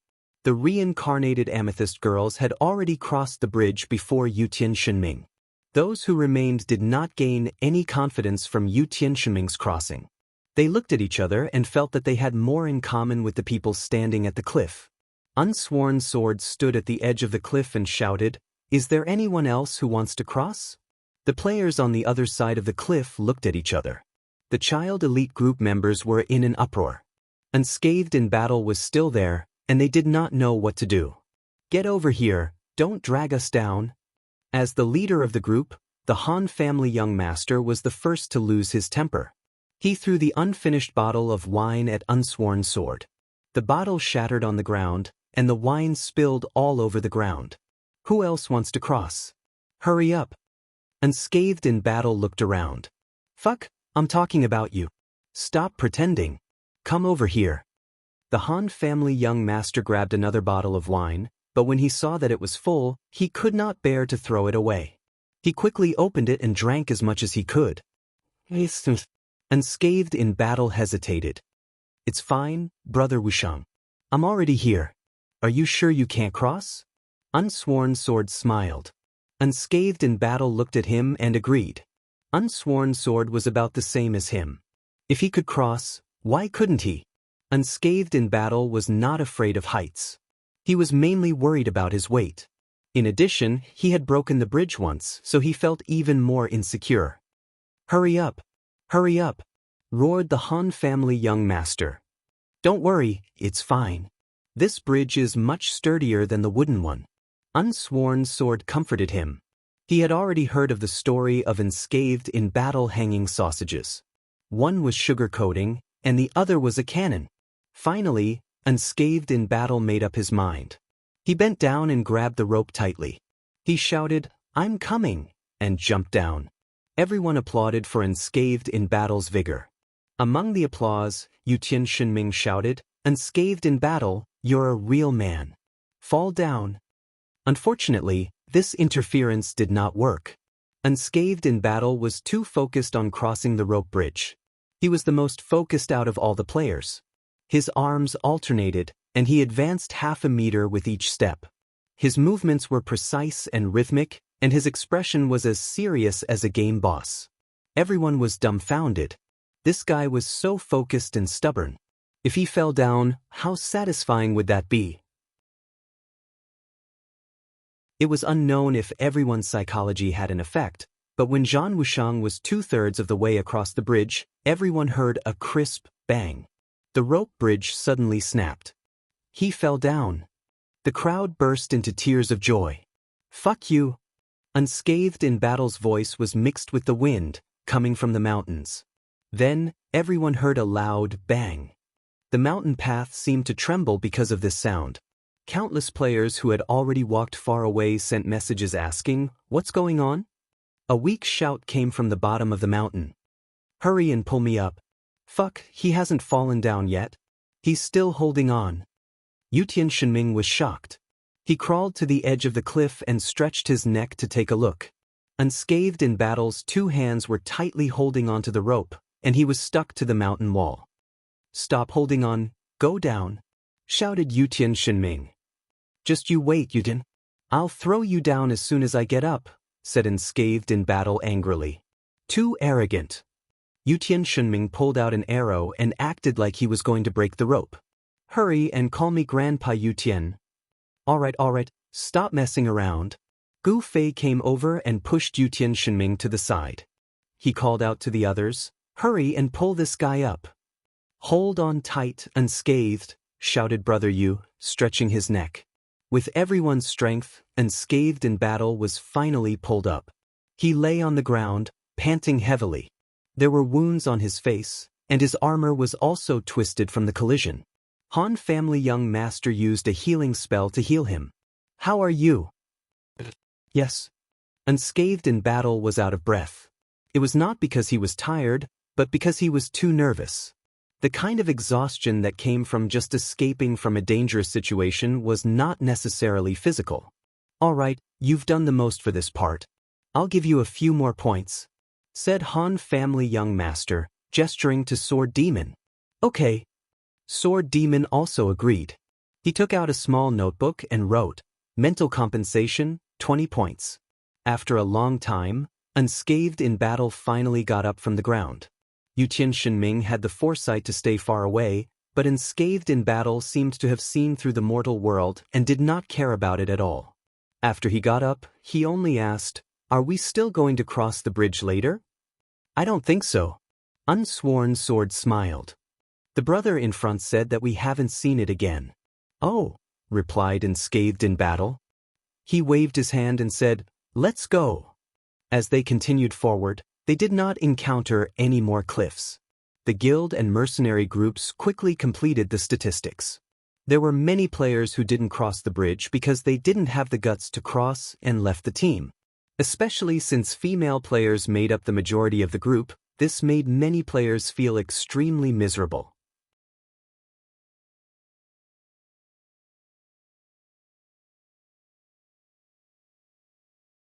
Chapter 281. Of course, Child Elite Group wasn't the only expert. The mercenary groups at the back also received the call. Reigning the Four Seas wanted to organize a team of elites to break through the blockade of the small monsters and then act according to their actions. Child Elite Group passed through the crowd and came to the front. They saw that the leaders of the various mercenary groups were already gathered there. Unsworn Sword smiled at them and said, "We'll have to rely on you guys this time." "So it's like this?" Han Family Young Master said in the mercenary channel. "Yes, he called everyone from the mercenary group up. He wants us to be the vanguard as cannon fodder." "Brother, you could see it too. There's no other way. We still have to go," Sword Demon said calmly. This was indeed the mercenary group's helplessness. Sometimes, even if they knew they were cannon fodder, they still had to charge. "Everyone, my skill lasts for 25 seconds. Let's make use of this time and charge." Silver Moon came out to speak. He was talking about his battle skill King's Command. It was obvious that everyone was preparing to use their trump card at this time. The Child Elite Group didn't think that they would have the chance to experience Silver Moon's abnormal skill. They all sighed at the vicissitudes of life. "However, if someone were to help, this skill can last a little longer," Silver Moon added. Everyone didn't understand. Unsworn Sword also came up to ask, "Brother Silver Moon, what do you mean?" Gu Fei followed Silver Moon's gaze and found that he was looking at Tsubasa Sakuratsuka. Tsubasa Sakuratsuka and the others were in Boundless Mang's formation. Could it be her? Gu Fei was deep in thought when he saw Mang turn his head. Clearly, he had heard Silver Moon's words. She expressionlessly stretched out her hand and gave Silver Moon the middle finger. Gu Fei smiled and turned his head to the side. He heard Silver Moon say to Unsworn Sword, "It's nothing. I'm just afraid that I'll die and the skill will be interrupted." "Oh, don't worry about that." With a wave of his hand, Sword of Unsworn summoned 2 priests and pointed at Silver Moon. "You two will serve the Silver Moon brothers." With 2 clerics assigned to each player in a team battle, it was clear how much importance Silver Moon was placed on this skill. Melee classes, get ready. Archers and mages will provide support as appropriate, but make sure you don't hurt your own people, the commander, Shadow of Time, said. Warriors, thieves, and grandmasters of combat stepped forward and formed a temporary team. The knights began to give them blessings, and the priests were among them. The mages and archers retreated to the back of the team and waited. As the mountain path was narrow, they retreated far away and could not see the battlefield in front of them. "What blessing do you want, brother?" you asked Gu Fei with a smile. Gu Fei poked the ground with his shuriken and casually stood among the melee professions. The surrounding players all looked at him with admiration and whispered, "Is he really a melee mage?" Lua walked over with her staff and smiled. "Do you want a professional cleric?" After she finished speaking, she had already touched the healing spell. "Don't waste it." Gu Fei wiped his sweat. "Just take care of the girls." "Them? I don't think there's a need." Lua laughed. Gu Fei looked over and saw Slender Dance, July, Fiercely Under the Willow, June Rain, and the other girls who were ready to join the battle were surrounded by a large group of priests, ready to please them. "Do whatever you want." Gu Fei was speechless and looked at the battlefield in front of him. A few meters away, the group of bandits blocked the entrance of the mountain path. After breaking through, there was a plain in front of them. The players spread out and did not need to be afraid of these level 30 creatures. "Isn't the boss leading the team? Where is it?" Gu Fei asked. "Isn't that the one?" Lua reached out and pointed. Gu Fei looked over there. Sure enough, there was a bandit dressed majestically, very different from the other thieves. After taking a closer look, Gu Fei realized. "Isn't that Suatu? I couldn't recognize him with his clothes on." The players all looked at him. Did this person have an unspeakable relationship with Suatu? Time waited for no man. The journey to the Black Dragon Mountain range had taken up a lot of time, and many players were already in a hurry to go offline. After the players quickly finished preparing, Reflection of Time gave them some instructions. Charge straight from the side. Don't tangle with the boss first. The players rubbed their palms and Reflection of Time straightened his arm. 4 C's archers, get ready. Let's give the enemy a taste. Fire. At his command, countless arrows flew over the players' heads and toward the group of bandits. Let's go. The melee players roared and charged after the arrows with their weapons. Silver Moon raised his sword of the king and was about to receive the king's command when 2 figures, one black and one red, rushed out faster than the others. Reflection of Time slapped his thigh in anger. This ragtag army was no good. They had no discipline at all. Don't charge. Reflection of Time was still shouting. The 2 people in front looked at each other, looked behind them, and shouted together, "Keep up." How could they keep up? There were many warriors in this team. Even if they were on steroids, they wouldn't be able to keep up with Gu Fei and Slender Waist Dance. For example, Sword Demon was fast, but he knew how to coordinate with the others. It wasn't that Gu Fei didn't understand. He didn't plan to charge at first, but Slender Waist Dance took the lead. Gu Fei vaguely felt like he was going against the reincarnated Amethyst Guild. His blood boiled and he immediately charged out. At this time, the arrows released by the archers in the back had already landed in the bandits' formation. Of course, the bandits who were attacked would not fight back. Su Tu waved his broadsword, and the bandits roared as they rushed forward. In the blink of an eye, they were already in close combat with Gu Fei and Slender Waist Dance. Dual Flame Flash, flash. Gu Fei roared, twisting his body as he took a step forward. In the blink of an eye, he was already in the middle of the bandit formation. Flames formed a circle around him, causing the other players to be speechless. Is this double flame flash or whirlwind slash? Slender Waist Dance didn't show any weakness. She didn't even need to use any skills. Most of her normal attacks were taken care of with one slash. Her efficiency was also very high. Right after Gu Fei's dual flame flash ended, Slender Waist Dance flashed to his side and quickly took care of the bandits that came close. She even said to Gu Fei proudly, "Hee hee, your skills are on cooldown, right?" The other players were dumbfounded. Reflection Years pinched his thigh. Damn, these 2 have no discipline. How can they cooperate? Even though he couldn't use skills, Gu Fei was still very strong.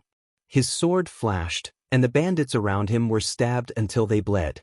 He was able to repel half of the attacks, and the other half was up to Slender Waist Dance. Soon his skills were off cooldown. Make way! After Gu Fei said this, Slender Waist Dance understood and charged to the side. Gu Fei chanted, and dual flame flash whistled through the air, clearing the area around him once more.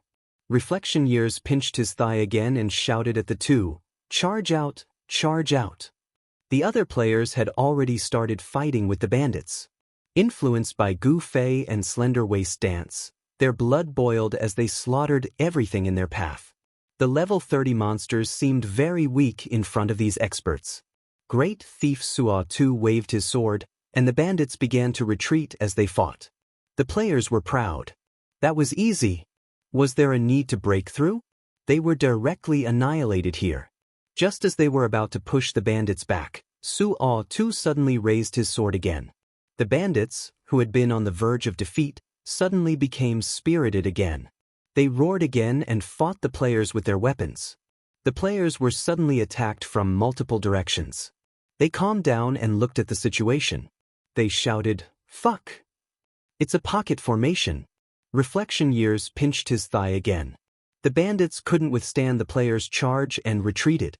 After retreating a gap, they suddenly began to counterattack, and the bandits on the left and right sides launched a pincer attack. It looked like they had set up a pocket formation at the entrance of the mountain path, and now they were going to swallow the players who were fighting in the vanguard. They didn't know if the bandits had inadvertently formed this formation, or if they were deliberately baiting them. In short, the players who were attacked from 3 sides were much more tired than before. After a while, Silver Moon's king's command ended, and the players' momentum immediately dropped. Silver Moon nibbled on a fruit in the formation. Everyone was still hoping that he would recover his mana and continue using this skill. Silvermoon smiled bitterly to himself. Mana could be recovered, but this skill had a long cooldown of 10 minutes. Could the battle in front of them last for 10 minutes? One row of bandits fell, and another row immediately took their place, sealing the players in. Reflection Years was anxious and kept shouting for everyone to rush out. These elite players could compete with their opponents. Reflection Years knew this, but the problem was that this kind of competition was a war of attrition. The monsters in the system weren't afraid of death. If the front row fell, the back row would take their place, and it was easy to rotate. The players were different. They couldn't use this kind of suicidal strategy. Players who ran out of mana were bound to retreat and be replaced by new players. This was the crux of the problem. It was impossible to effectively rotate on this narrow mountain path. This was the reason why Reflection Years was so anxious to arrange for people to rush out of the encirclement. At the moment, it seemed that only Gu Fei and Slender Waist Dance could maintain their pace in the encirclement of monsters. The two of them were extremely efficient at clearing monsters, especially Gu Fei's Flame Flash, which was a clean circle, and he could take a big step forward. The other players noticed this clue and felt that the two of them were the best breakthrough point, so they immediately adjusted the main direction of attack to this direction. Reflection Years was overjoyed, thinking that everyone had successfully found a breakthrough point. But before he could rejoice, he saw Gu Fei faint with his sword.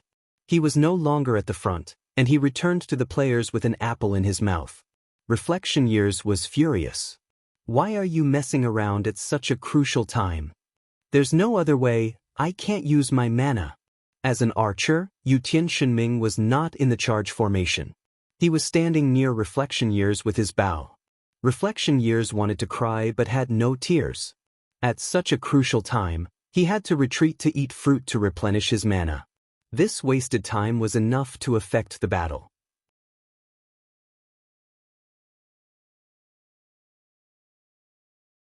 Chapter 282. The Han family young master, who was in the middle of the battle, could only shake his head. Even the Reflection of Time could see how much trouble Gu Fei was in by talking about an apple. How could he not know? From the very beginning, the Han family young master did not see Gu Fei as a hope. He knew that Gu Fei did not have enough mana to fight his way out of the encirclement. It would have been easier if the encirclement had been set up by players. With Gu Fei's destructive power, he could scare people away by shouting double flame flash. Unfortunately, these were system bandits, and they were much more fearless than players. Countless people felt helpless towards Gu Fei. Gu Fei suddenly seemed to have woken up again. He jumped back into the formation with the apple in his mouth. He swung the night streamer in his hand and chanted as he spat out the apple.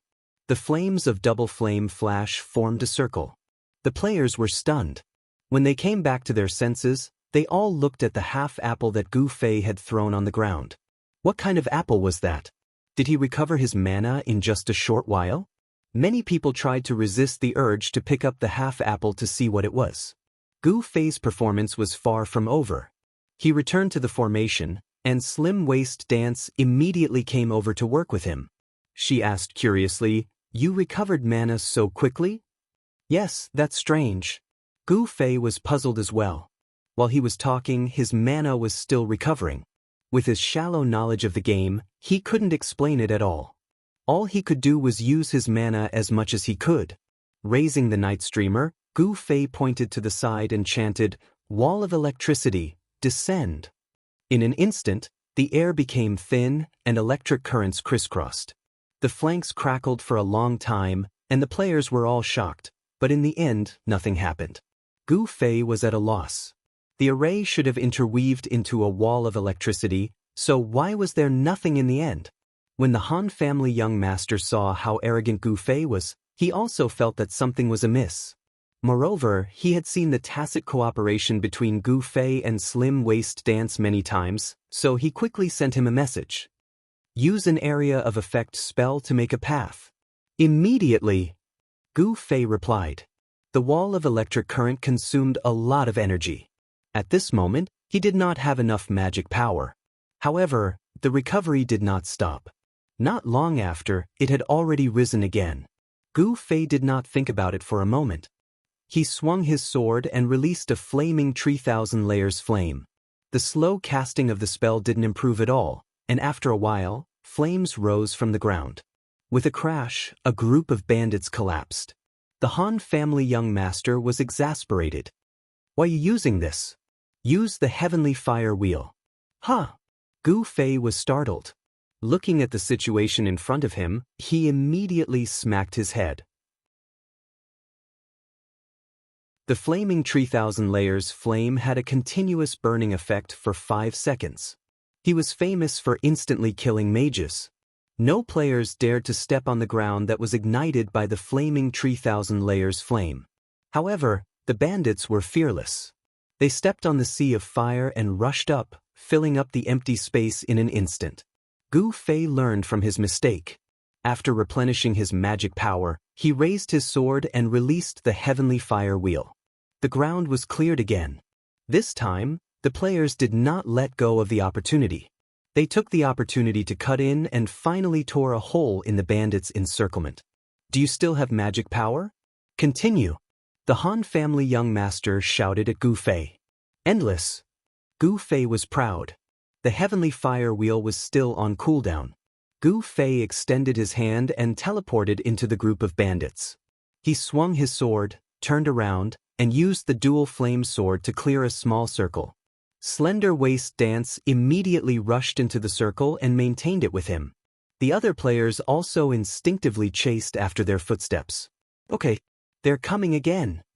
Gu Fei slashed a few people with his sword. The heavenly fire wheel's cooldown was over, and he immediately chanted again. The attacks that could have interrupted his chanting were all blocked by Slender Waist Dance, who was protecting him. The heavenly fire wheel was successfully summoned. Fiercely landed with a boom, and the ground was cleared again. The players were also excited. They came up to protect Gu Fei and shouted, "What are you charging for? Just kill all the monsters." "Good idea." Gu Fei smiled at the players. He swung his sword and used dual flame flash to clear a row of monsters. He was obviously a little carried away. Just then, a message notification rang out. Gu Fei opened it and saw that it was actually a vast expanse of grass. "Hey, you better hold on tight. My magic power is about to run out." Gu Fei was startled. He searched the crowd for the vast expanse. He quickly found it not far away. The girl was also charging forward with the team, but the staff in her hand was pointed at Gu Fei. When she saw Gu Fei look over, she smiled and said, "Is this really a free lunch from the sky?" Although Gu Fei didn't know what happened, he knew that his magic power recovery had a lot to do with the vast expanse. Hearing the meaning behind Mang Mang's words, it was impossible for his reply to be endless. Thus, he didn't dare to waste any more of it. As the saying went, good steel should be used on the blade. Although the dual flame flash was very satisfying and Gu Fei liked it, he knew that using the heavenly fire wheel would be more beneficial to the team. Then he restrained his urge to attack. When the heavenly fire wheel's cooldown was over, he obediently threw another one down. "Everyone charge." Gu Fei raised his sword and pointed forward, leading the charge like a commander. He was really worried that the players would be stubborn and wait for him to kill all the bandits. Reality proved that the players weren't so stubborn. When they saw that Gu Fei was still determined to break out of the encirclement, they continued to kill. Just like that, Gu Fei used the heavenly fire wheel to blast open a gap. The players swarmed into the empty space, stabbing into the bandits' formation like a steel knife. After Gu Fei threw 2 more heavenly fire wheels, he was about to break out of the encirclement. The vast expanse of magic power had been burned out, and Gu Fei's magic power recovery had stopped. He had half a tube of magic power left, but it was enough for him to use 2 more heavenly fire wheels. The players were full of joy. As long as they could open up a path, they could continue to break out of the encirclement. Then they could spread out in the wide field outside. These level 30 bandits weren't even worth mentioning. It was beautiful. Suddenly, there was a roar from the bandits' formation. Su Autu had finally exploded. He flew up and jumped over countless people's heads, landing in front of Gu Fei, blocking the players' path. The players' hearts skipped a beat. Su-Au-Tu, who had been giving orders all this time, was finally going to make a move. Su-Au-Tu's subordinates were all around level 30, but this boss was really strong. Moreover, he was a quest-type boss. Only those who accepted the relevant quest and killed their way into the depths of the Black Dragon Cave would have the chance to encounter him. Otherwise, the depths of the Black Dragon Cave would just be an empty house. Quest bosses were stronger than wild bosses of the same level. This was the current understanding of the players. Normally, when two armies were about to fight, the subordinates should be standing on the side, waving flags and cheering. However, Su-Au-Tu's subordinates didn't follow the rules. Their boss had already jumped over, but they were still attacking and killing the players. The players continued to resist, but they didn't know what to do with Su-Au-Tu's day. At this time, they were trapped in a heavy encirclement. The surrounding monsters were too busy to deal with, and they really didn't have the time to deal with the boss. How could a boss be dealt with by just a few people? Normally, they would make ample preparations, coordinate their classes, and coordinate well. Even so, they would often die in battle, let alone in this chaotic situation where they couldn't spare any manpower. The players were fearfully considering whether or not they should retreat, but Gu Fei had already rushed forward with his sword. "You're crazy!" Even Slender Waist Dance was shocked. No matter how strong she was, she didn't think that she had the ability to solo a boss. She didn't think that Gu Fei would actually dare to do such a thing. "It's not my first time. I'm very familiar with it." Gu Fei turned around and smiled. He had already jumped up and slashed at Su-Au-Tu's day. Su-Au-Tu still acted like a boss. He suddenly shrugged his shoulders in a very elegant manner. Flash of beauty. Gu Fei had a very deep impression of his first solo experience with a boss. Su-Au-Tu shrugged his shoulders, and he immediately thought of Su-Au-Tu's ultimate skill. As for how strong this skill was, Gu Fei actually didn't know, because Su-Au-Tu hadn't hit him at all. However, the current Gu Fei was far from the level 30 he was back then. At level 30, Gu Fei's skills were already on par with Su-Au-Tu's. Now, he was even faster than this guy. He immediately stretched out his hand. Before Su-Au-Tu could even use his ultimate skill, Gu Fei had already stabbed him again. Gu Fei's plan was to interrupt Su-Au-Tu's skill, but he didn't think that Su-Au-Tu's mysterious ultimate skill wasn't a spell. Its priority wasn't low enough to be interrupted by a single stab. He shrugged his shoulders and swung his sword. A red light flashed out like a blade cutting through the ground. Gu Fei dodged it, but a scream came from behind him. A player was hit head-on and died on the spot. In reality, the current players could still withstand this flash of beauty. The problem was that this guy was a bit unlucky. He had been fighting for a long time, and his health wasn't full. Moreover, he was charging at the front, so there was no priest to take care of him. "Everyone be careful!" Gu Fei continued to attack Su-Au-Tu as he reminded everyone. Since Flash of Beauty couldn't be interrupted, that was all he could do. He couldn't just rush up and block the knife himself, right? Gu Fei estimated that with his weak body, he probably wouldn't be able to withstand the beating of Flash of Beauty. The players continued to fight the bandits, while watching this crazy guy fight Su-Au-Tu alone. In the end, everyone went crazy. Gu Fei actually fought Su-Au-Tu alone, and he didn't seem to be at a disadvantage. The most important thing was that Gu Fei could dodge all of Su-Au-Tu's attacks. This skill was too magical, and all the players were in a state of confusion.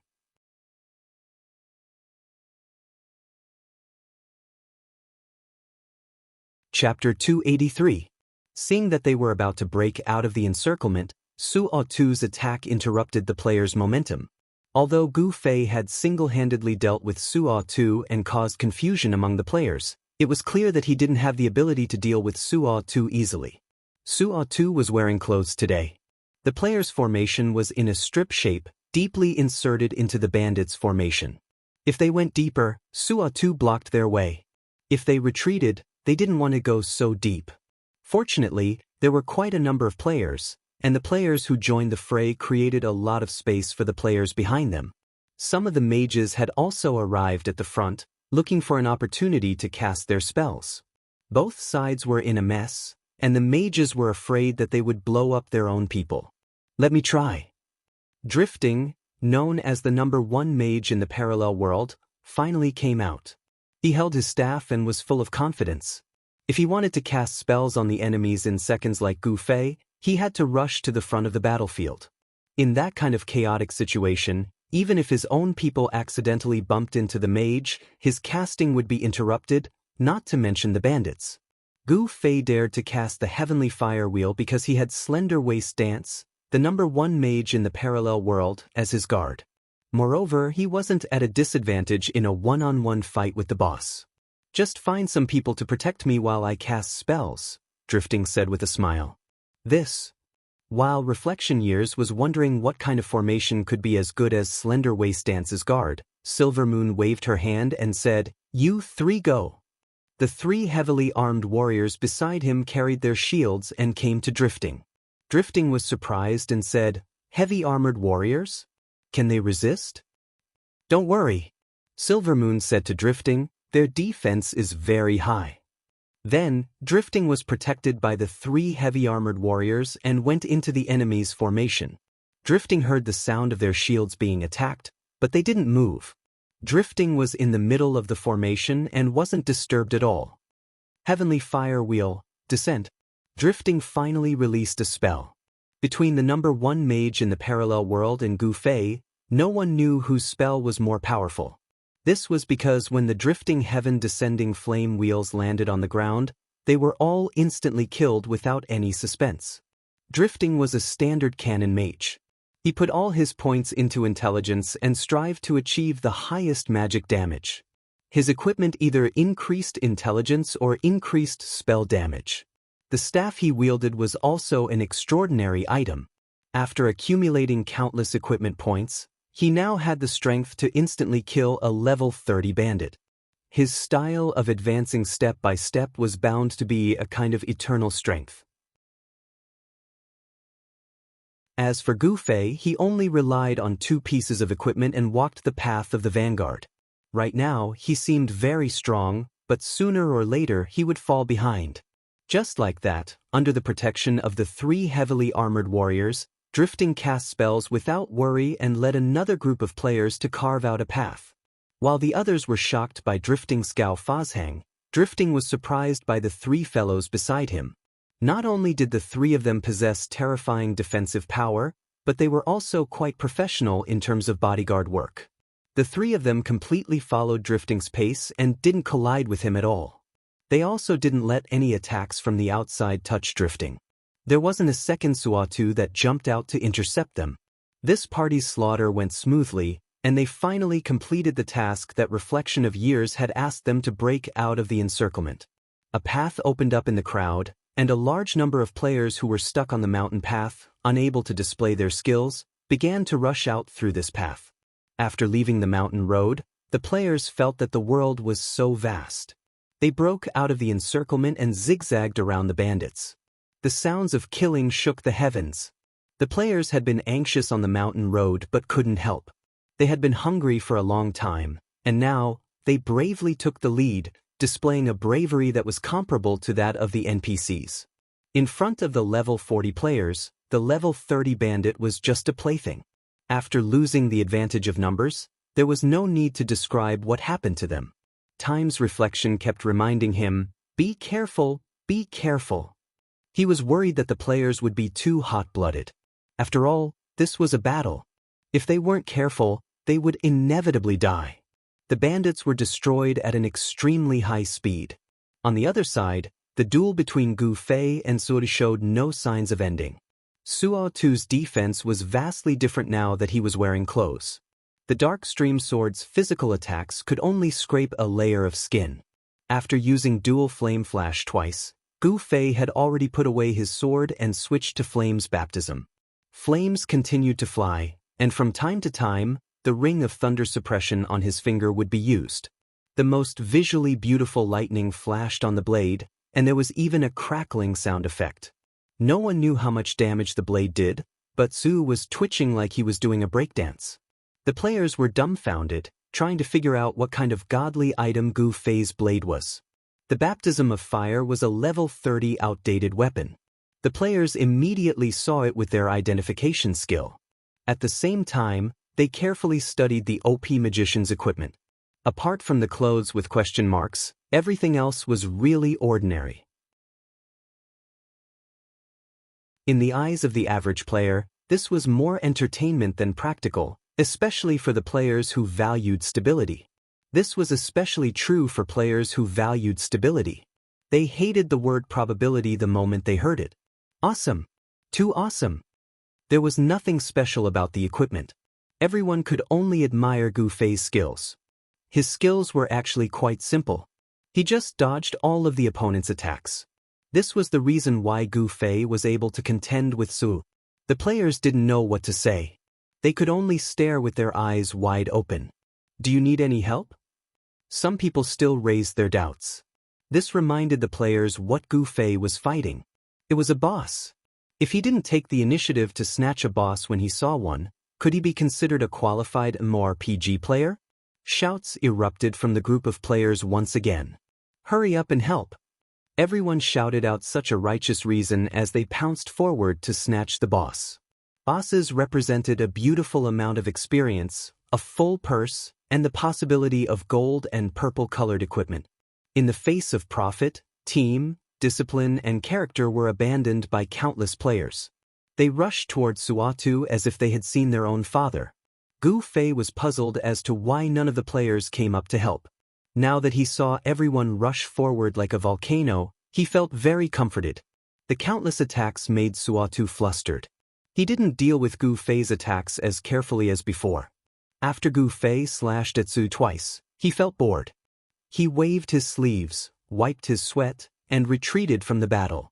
Countless players' eyes were about to fall to the ground.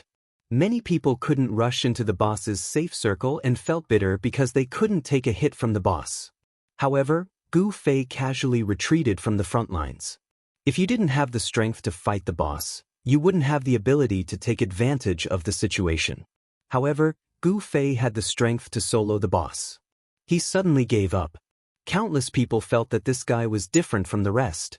Several members of the child elite group came up and started to criticize and educate Gu Fei. With their understanding of Gu Fei, they knew that this guy was just as the players thought. He didn't care about the rewards that the boss would drop, so he just gave it up. Gu Fei ate the banana while listening to them talk. After a few bites, he said, "Rewards? That's nothing. But I think I've heard of a rule where the loot is decided by the damage dealt." They were slightly startled. "Brother, you looked at the battle? Oh, there are so many people and the attacks are so messy. It seems like no one can deal more damage than you." "But, brother," you immediately changed the topic. "That's only if we're not in the same team. We were in a team with a few people, so we don't have to follow this rule." "Oh, I didn't join the team," Gu Fei said. "You didn't join the team?" Everyone was shocked. "Yes, I saw that the person who invited me was Silver Moon, so I declined," Gu Fei said. At the time, they had formed a team for Silver Moon's skill King's Command. Battle formation skills were based on the team. Players who weren't in the same team wouldn't receive the buffs from these skills. When Silver Moon had formed a team for the battle, Gu Fei saw that it was his name in the system prompt and didn't think much about it before rejecting it. The child elite group understood the whole story and looked at the group of players bullying Suo Tuesday. They only felt that it was funny. Only Brother Yu was still a little worried. The person who dealt the last blow will get a very high damage score. If it happens to be someone in the team who gets it, then their team's points might surpass yours. There's nothing we can do about it. Who knows when the last blow will be? Gu Fei said helplessly. "Maybe right now," Yutian Shunming joked. "Really?" Gu Fei cooperated with him.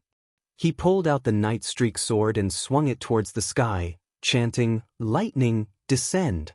A bolt of lightning descended from the sky and struck the group of players, hitting Suo Tu right on top of his head. Suo Tu's hair stood up like a beard from the lightning strike. Smoke rose from his body and he convulsed for the last time before finally collapsing. The child elite group members, including Gu Fei, were all dumbfounded. "What a coincidence!" Gu Fei muttered to himself. "This time it's definitely yours. You can't run away." The others said. "There's really nothing we can do." Gu Fei sighed and pushed the crowd aside. What did he drop? What did he drop? The players who had been busy for half a day glared at him. We were all wrong. This person was too despicable and shameless.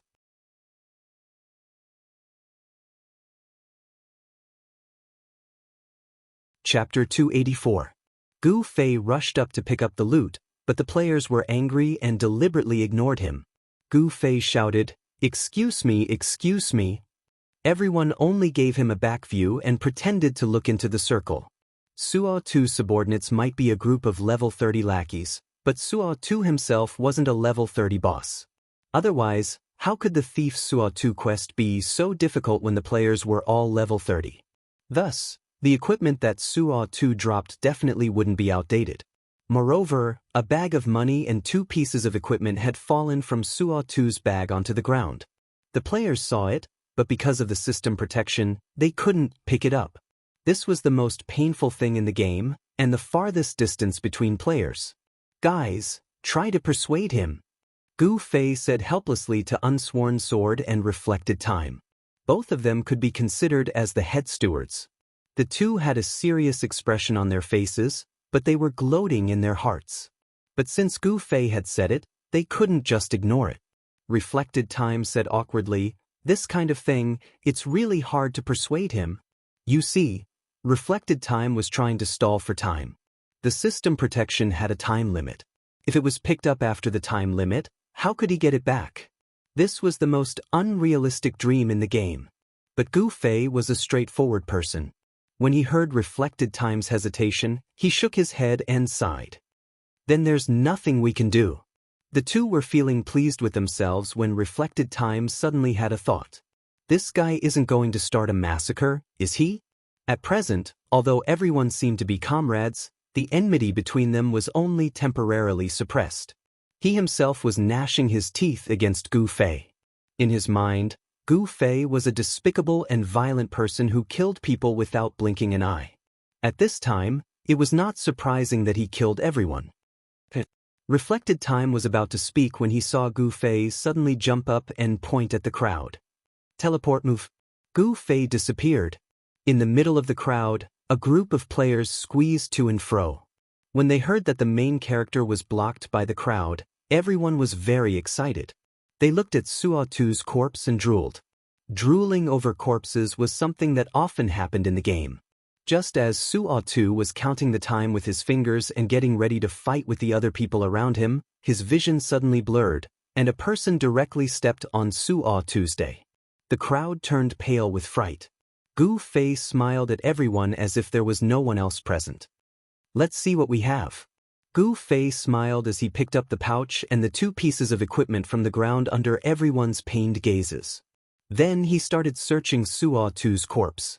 In the game, items would sometimes drop directly from defeated NPCs, and sometimes they would be found by the players themselves.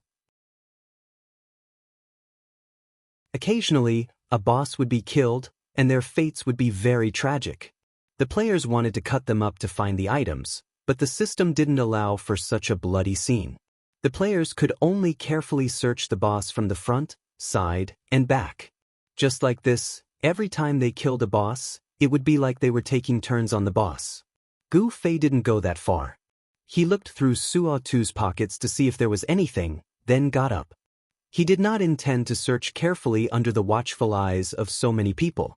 He had already eaten the meat, but he still didn't want to leave a single drop of soup. Gu Fei felt like he was going to be drowned in the sea of people's war. Excuse me, let me out. Gu Fei's smile didn't change. This time, the players were no longer in the mood to stop him. They listlessly moved aside, and Gu Fei calmly squeezed his way out. Halfway through, Suo 2's system protection time ran out, and he was instantly treated cruelly. When the crowd dispersed, the once famous great thief Suo 2 was only wearing a pair of system-mandated underwear. He lay on the ground miserably, facing the yellow soil with his back to the sky, waiting for the system's white light to receive him. What did he drop? After Gu Fei returned to his party, a group of acquaintances surrounded him. Gu Fei first threw the money bag to Yutian Xinming, count it. Then he took out 2 other items. Thief's ring, purple equipment, Strength plus 12, Agility plus 12. Looking at the name and the attributes, this item didn't look like a mage equipment. Yuqian Shenming, Slender Waist Dancer, Sword Demon, and even Unscathed in Battle were all salivating. In the end, Gu Fei excitedly put it on his finger, and then he took out the Ring of Burning, which had a fire enchantment rate of 7%, and showed it to everyone. Does anyone want it? No one said anything. So Gu Fei took out another similar ring from his pocket and showed it to everyone. A pair. Get lost. Everyone cursed. The other item wasn't an equipment, but a skill scroll. Great Thief Suda naturally dropped shift-type skills as well. Gu Fei regretfully showed it to everyone. Eternal Skill Scroll, Stealth Action. Forcibly maintains stealth state, consumes 7% of maximum mana per second, cooldown time, 2 minutes 30 seconds. Class, Godly Thief. This? Everyone was stunned. Is there a godly thief? Gu Fei was already shouting at the top of his lungs. Give it to me. Slender Waist Dancer was practically pouncing on Gu Fei. Gu Fei dodged and handed it to her, saying, Then I'll write off my debt with you. Cough. Brother Yu coughed loudly, but Slender Waist Dancer had already taken the scroll from Gu Fei's hand and rolled her eyes at him. What are you yelling for? I know this is worth much more than the teleportation I gave him. Brother Yu felt ashamed. He coughed as a hint while quickly writing a message to Gu Fei. But seeing Slender Waist Dancer's sincerity, she didn't seem to have any intentions of taking advantage of him. Slender Waist Dancer took the scroll and used it. She then dug out her pocket and took out 2 bags of money. After counting them, she threw them to Gu Fei. This is 1,500 gold coins, plus the 1,500 you still owe me. 3,000 gold coins for this scroll, isn't that a good deal? Slender Waist Dancer was talking to Gu Fei, but her eyes were looking at Brother Yu. Brother Yu was embarrassed and once again lowered his head in shame. That's about it. Gu Fei smiled as he took the bags of money. About it? This is a high price. Slender Waist Dancer roared as she pounced on him. High price, high price. Gu Fei hurriedly agreed and didn't want to argue with her. He didn't know how much this thing was worth, but he could tell that it was very valuable. Currently, stealth could be said to be the thief skill with the weakest priority. Any random attack would interrupt it. However, this skill basically raised stealth's priority to an invincible state. Regardless of whether the player was attacked, stealth wouldn't be interrupted. It was a nightmarish skill. On the other side, Yuqian Shenming and Unscathed in Battle saw Gu Fei put the bag of money into his pocket. Their eyes were red and they said sourly, Even a beauty's money. Scum. Yes, beast? The two echoed each other. How about we split it? Gu Fei asked. The two were overjoyed. Okay. Scram, scum beast. Gu Fei said. At this point, the trip to Black Dragon Mountain Range had come to an end. It could be said that Gu Fei had made great contributions in building the rope bridge along the way, as well as the final charge. Even though drifting was the one who opened the passage, if it wasn't for Gu Fei single-handedly taking down Suo 2, drifting would have definitely died. The players understood this, but Gu Fei took all of Suo 2's loot. This made everyone feel resentful. In the end, they didn't feel grateful at all. Instead, they cursed Gu Fei to die a horrible death. After leaving the mountain road and walking on the vast plains for a while, the silhouette of Moonlit City appeared in front of them. Everyone let out a sigh of relief.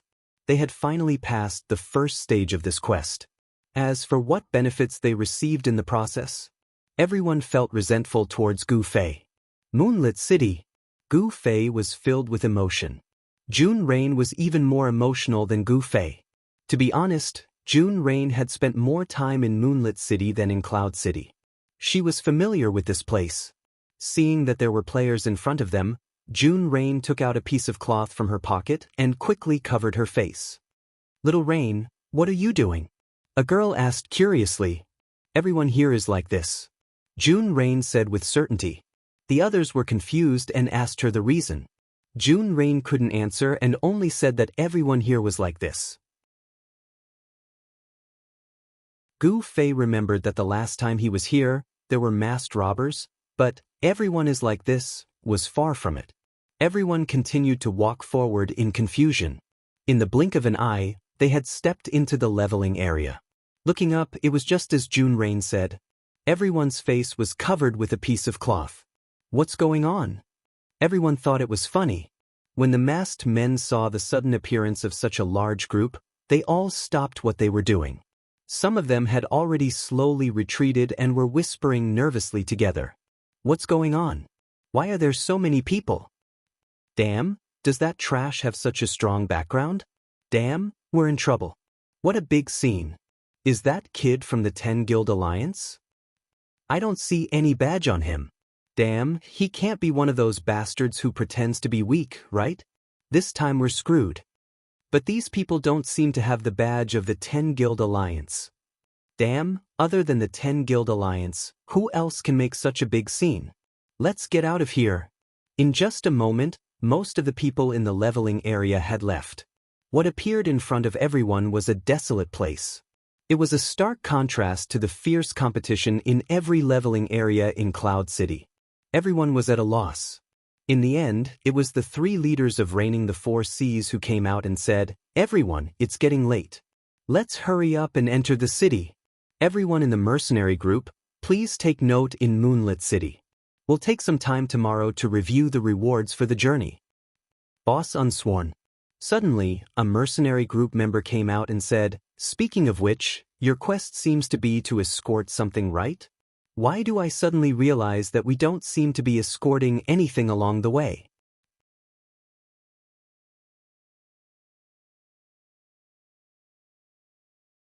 Chapter 285. The comrades in the mercenary group were all experts in missions. They knew that in this kind of escort mission, the escorted items usually couldn't be put in the player's pocket. They had to be carried. In short, the items had to be placed in broad daylight. But along the way, they didn't see anyone in the formation of the 4 seas carrying such items.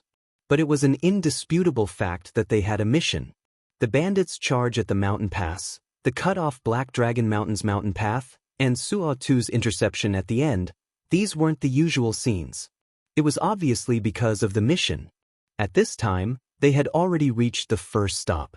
Finally, someone couldn't help but ask the question in his heart. He thought he had asked a very important question, but who knew that everyone was looking at him with strange eyes? This person was very puzzled. Although his friends usually called him Xiaobai, this question wasn't Xiaobai at all. Was there something wrong?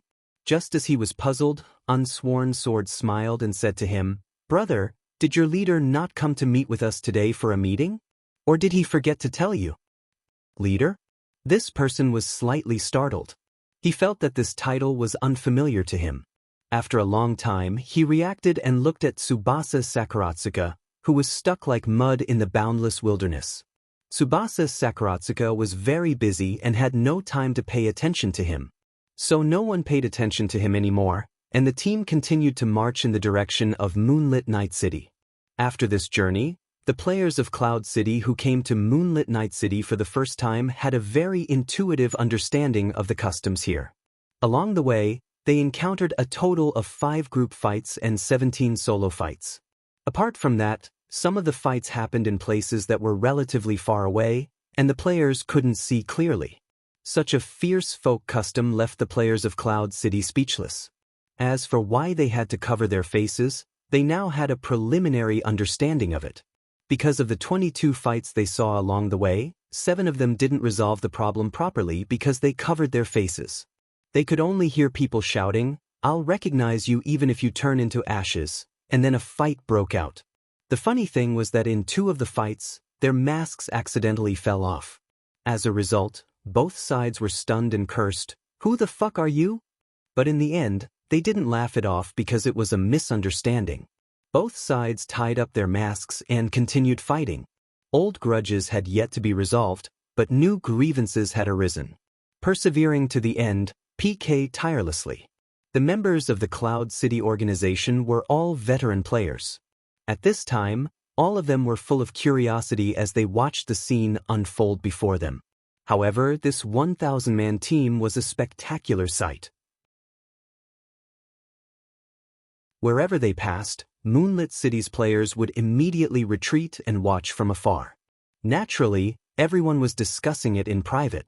For example, Gu Fei and the others from the child elite group who had been to Moonlit Night City, they were naturally discussing how the culture of Moonlit Night City had evolved. Those who had lived in Moonlit Night City for a long time, such as Willow and June's Rain, were now full of nostalgia for returning to their homeland. There was also Silver Moon, who had a grudge with the entire city and had unknowingly pulled a piece of cloth over her face. Boundless Mang, who was originally the same as him, did not dress up like this and continued to march among the group. Soon, the group arrived at the gates of Moonlit Night City. Unsworn Sword gave his final speech. Now, everyone can disperse. 7 o'clock tomorrow night. We'll meet at this place on time. No problem, right? The players responded and dispersed at the city gate. This quest was the same as the previous matches, chosen to be carried out after 7 o'clock at the prime time. However, not all players only had time to play during this time every day. For example, the child elite group, apart from Gu Fei, everyone else seemed to be living in a game. At this time, when they arrived at Moonlit Night City, the quest was suspended, but these players still had to continue playing. However, after walking this way, everyone had fully understood that Moonlit Night City was not a safe place. They did not have as much freedom as they usually did in Cloud City. For example, the 5 people from the child elite group were currently discussing where to farm monsters and do quests at night. Chenli, what about you? The 5 people muttered in the guild channel, asking Gu Fei in passing. I'm going offline. Gu Fei said. The 5 already knew, so they didn't say anything. People like Gu Fei, who logged off on time, made up the majority of the players. However, these 1,000 players in front of him were all outstanding talents and experts of Cloud Peak City. Experts in the game were usually built up over time. Amongst these 1,000 players, the ones who logged off were the weakest. Gu Fei and the girls from Amethyst Rebirth were part of the offline party. While the other players who were about to go offline were still asking around for directions to the resurrection point, 6 Months Rain and Underwillow were familiar with the route. June Rain acted as the host and led the girls to the resurrection point. Underwillow, the native of Moonlit Night City, was rather quiet. She stared at a spot, quietly took out a dagger from her pocket, and activated stealth. Just as she took a step forward, she suddenly felt a light tap on her shoulder, and her stealth was broken. Underwillow angrily turned around to look. It was Gu Fei. What are you trying to do? Gu Fei smiled. Underwillow used her gaze to speak. The direction she was looking at was Boundless Mang, who was standing at the intersection of the street. My friend from Moonlit Night City said that she and Silver Moon were missing, so they ran to Cloud City. Underwillow said angrily, I should have known. Silver Moon is already in Cloud City. How could she not be here? During the tournament, Silver Moon had already made a name for herself in Cloud City.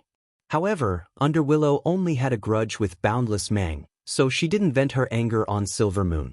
Although Boundless Mang was unknown in Cloud City, she had interacted with the girls from Amethyst before.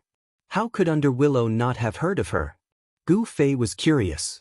After asking, Underwillow was also at a loss. When? Yeah, the day after we leveled up together, Gu Fei said as he reminisced. That time. Underwillow also recalled and quickly reacted. After that day, I fell sick and didn't play for a few days. Oh. Gu Fei also recalled.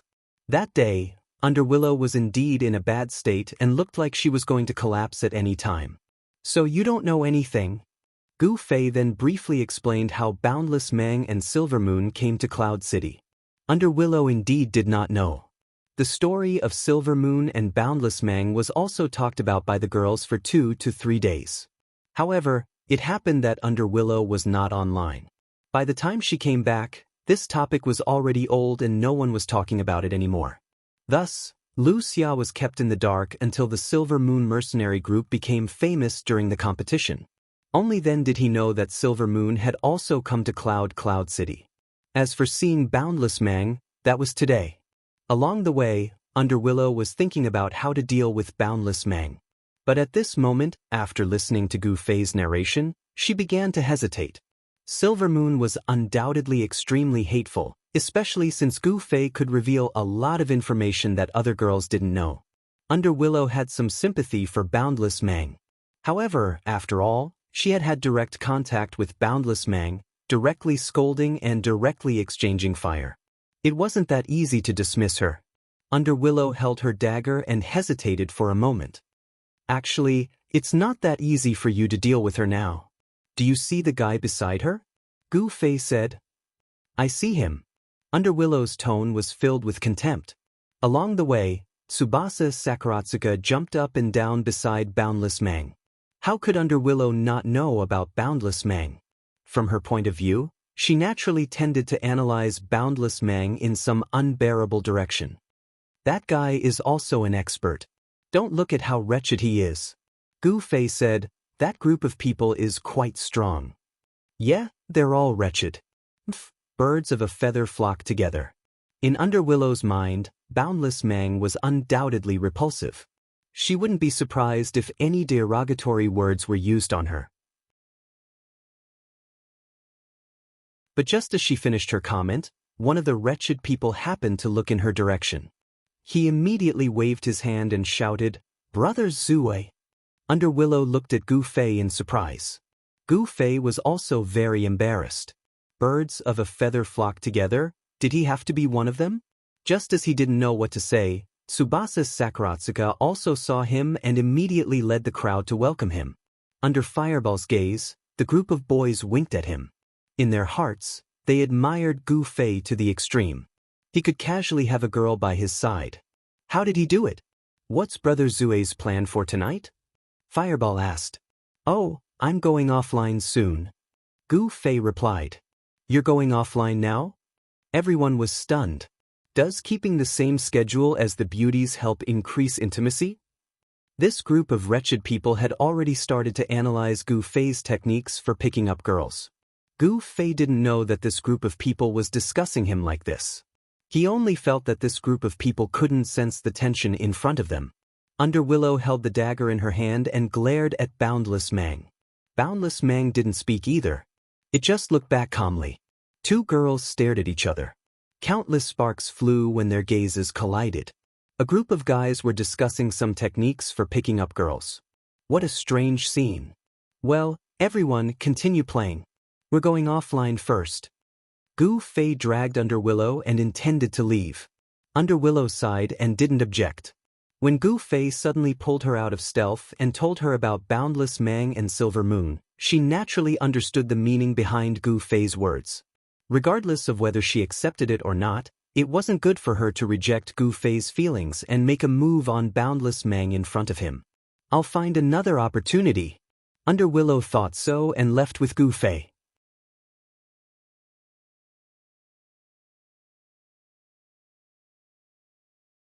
Chapter 286. After comforting Lu Xia, Gu Fei didn't forget about Tsubasa Sakuratsuka and the others. Although he had already left, he sent them a message. You guys are in a dangerous situation, do you know that? Gu Fei directly sent the message to Tsubasa Sakuratsuka. What's wrong? Tsubasa Sakuratsuka didn't understand. Boundless Mang, she has a lot of enemies here. Gu Fei said, Oh, that's great, I'll protect her. Tsubasa Sakuratsuka was actually very excited. He seemed to treat this as a great opportunity to show off. More than you can imagine. Gu Fei really wanted to ignore this guy and just let him die. Oh, a lot. Tsubasa Sakuratsuka finally understood the severity of the problem from Gu Fei's words. Probably as many as the entire city's population during the open beta. Gu Fei's words were still very cautious. Previously, the guild's arrogance was already a thing of the open beta. After the official launch of the game, the large number of players that flooded in obviously wouldn't have any direct hatred towards her. Yuzai, what's wrong? This time, Gu Fei didn't receive a reply. He only heard a series of hurried shouts coming from the other side of the street. Take care. Gu Fei finally sent a message to Tsubasa Sakuratsuka, and then went offline with Lu Xia at the revival point. On this side, Tsubasa Sakuratsuka finally came back to his senses after hearing the shouts of his brothers. When he looked at Boundless Mang Mang again, it was as if he was looking at a great person. To be able to offend the entire city, if this wasn't a great person, then what was? Boundless Mang Mang was also looking at him. Finally, she looked at the group of people, smiled and said, "You guys have fun, I'm going offline first." Tsubasa Sakuratsuka was startled. Although Boundless Mang Mang was a girl, she was the online gaming madman type. Her daily online time was also very gorgeous, but today she actually wanted to log off so early. Tsubasa Sakuratsuka might be a pervert, but he was not stupid at all. At this moment, he had already thought of something, and he was very willing to imagine it in a good direction. Therefore, he was completely touched. He wanted nothing more than to go up and give her a big hug, but he did not dare to. "Let's go." Vast Mang Mang waved at them, turned around, and headed towards the offline area. Tsubasa Sakuratsuka was startled for a moment before he hurriedly chased after her. "Let me send you off." "There's no need for that," Boundless Mang Mang said. Yes, just in case." Tsubasa Sakuratsuka didn't finish his sentence. He knew that Mang Mang could understand him. As expected, Mang Mang didn't say anything else, nor did he reject Tsubasa Sakuratsuka. The two of them left in silence, leaving Fireball and Mang Mang with their backs.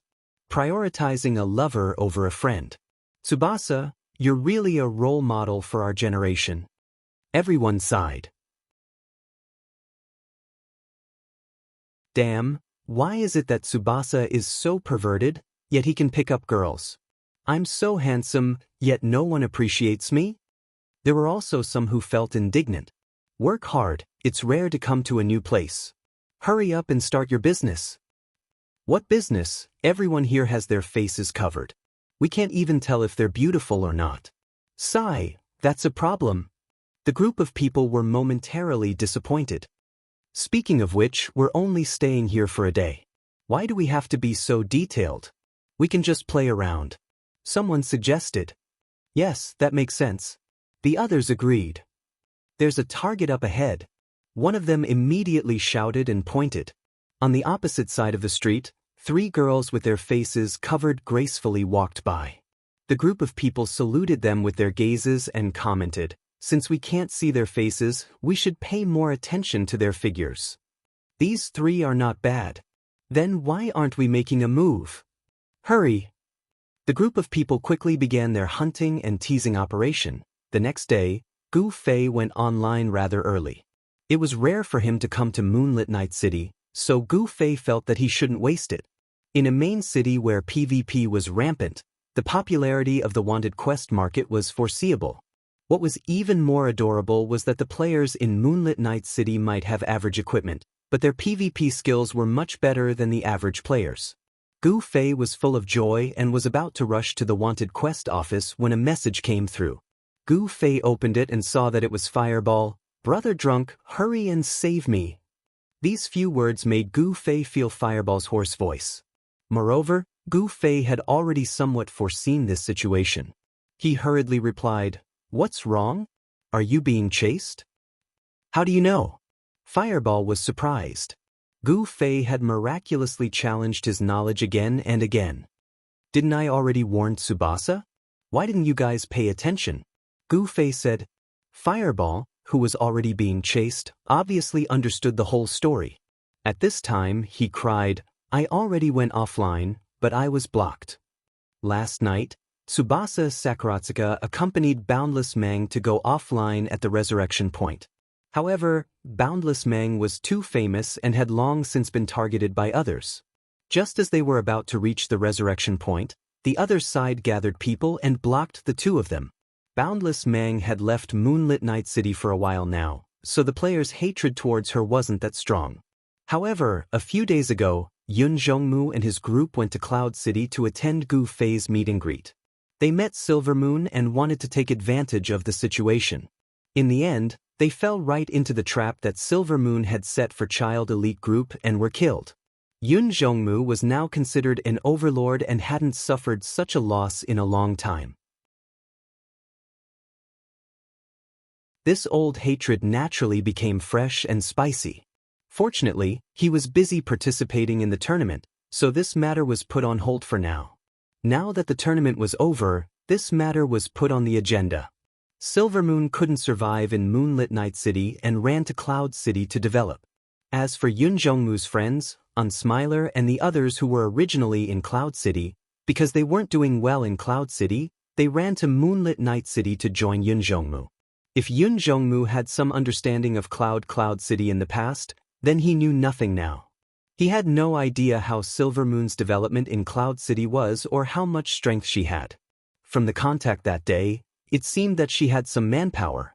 This caused Yun Jongmu to be unable to decide how many people to send. If he sent too few, he was afraid that he wouldn't be able to deal with them. If he sent too many, he was afraid that the other players in Cloud City would misunderstand. Silvermoon was very sinister and was very good at using external forces, so he couldn't be careless. Later, he gathered a few people and prepared to go to Cloud City to scout for information. In the end, these people came back halfway and said that the road from Moonlit Night City to Cloud City was cut off and couldn't go. This was something that only the system could do.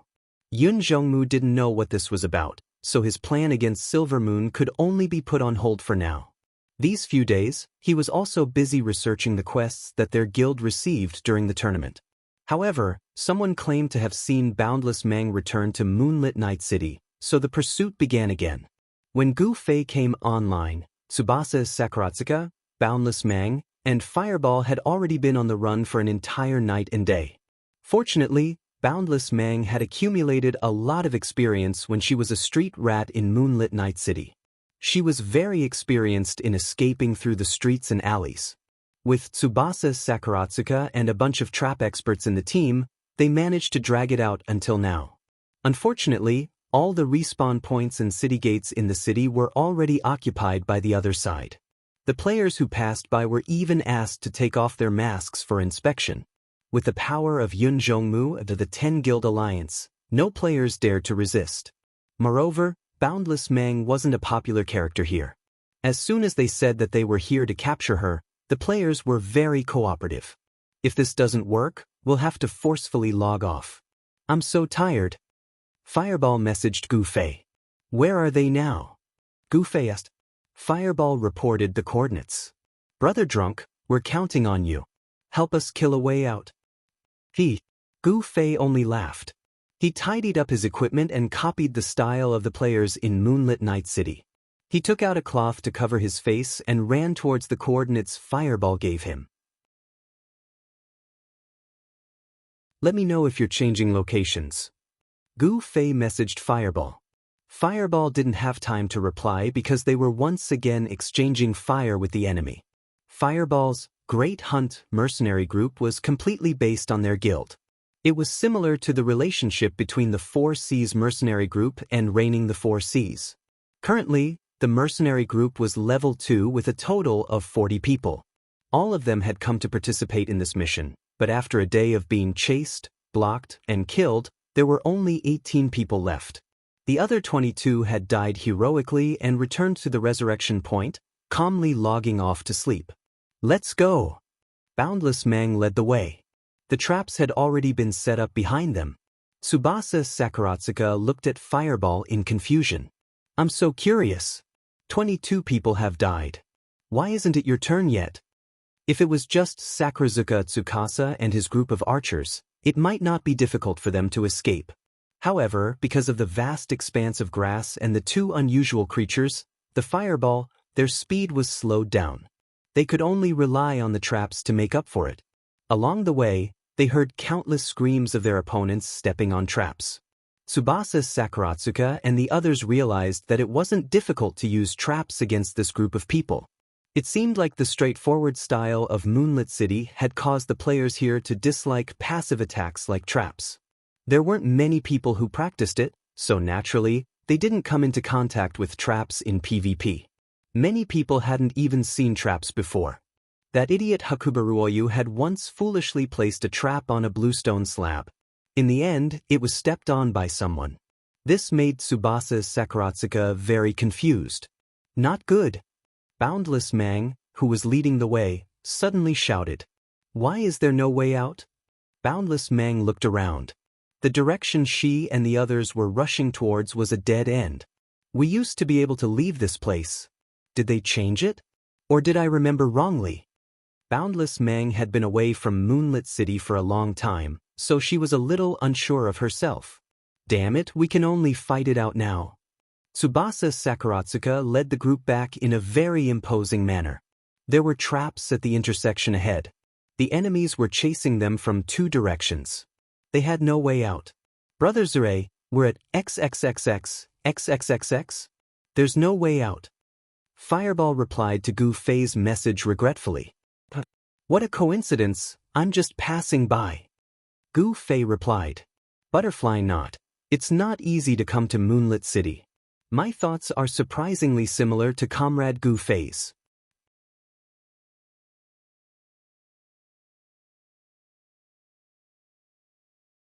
Chapter 287. Fireball hurriedly looked around for Gu Fei's figure, but Gu Fei was nowhere to be found. The enemies had already rushed out from 2 different directions and met up at the intersection. Then there was a series of A person beside Fireball spat on the ground and cursed, "Why are you always screaming like that? It's not like you're a girl. It's disgusting. Cut the crap and fire." Tsubasa Sakuratsuka yelled. Seeing that there was no way out, it was normal for people to want to drag a few more scapegoats down with them when they were about to die. An archer's volley was quite scary in a street fight. It was impossible to dodge in a narrow space. The people at the intersection were hit by arrows. 2 of them were unlucky and were hit by more arrows and died on the spot. However, the players of Moonlit Night City were very skilled in PvP. They didn't panic even when they were trapped and attacked by archers. A few heavy-armored warriors pushed their shields to the front of the team. Everyone crouched down. Advance. With the order, everyone moved forward behind their shields. Tsubasa Sakuratsuka's arrows hit the shields and caused a burst of white light. Unfortunately, they weren't killed. It was the enemy's priest who was working hard. Fireball. What are you doing? Tsubasa Sakuratsuka yelled. Normal heavy-armored warriors only had high physical defense. The attacks of an archer were insignificant in front of him, but the spells of a mage were still very powerful. Tsubasa Sakuratsuka only had 1 mage in his team, Fireball. He didn't attack but looked around in a daze. What can I do?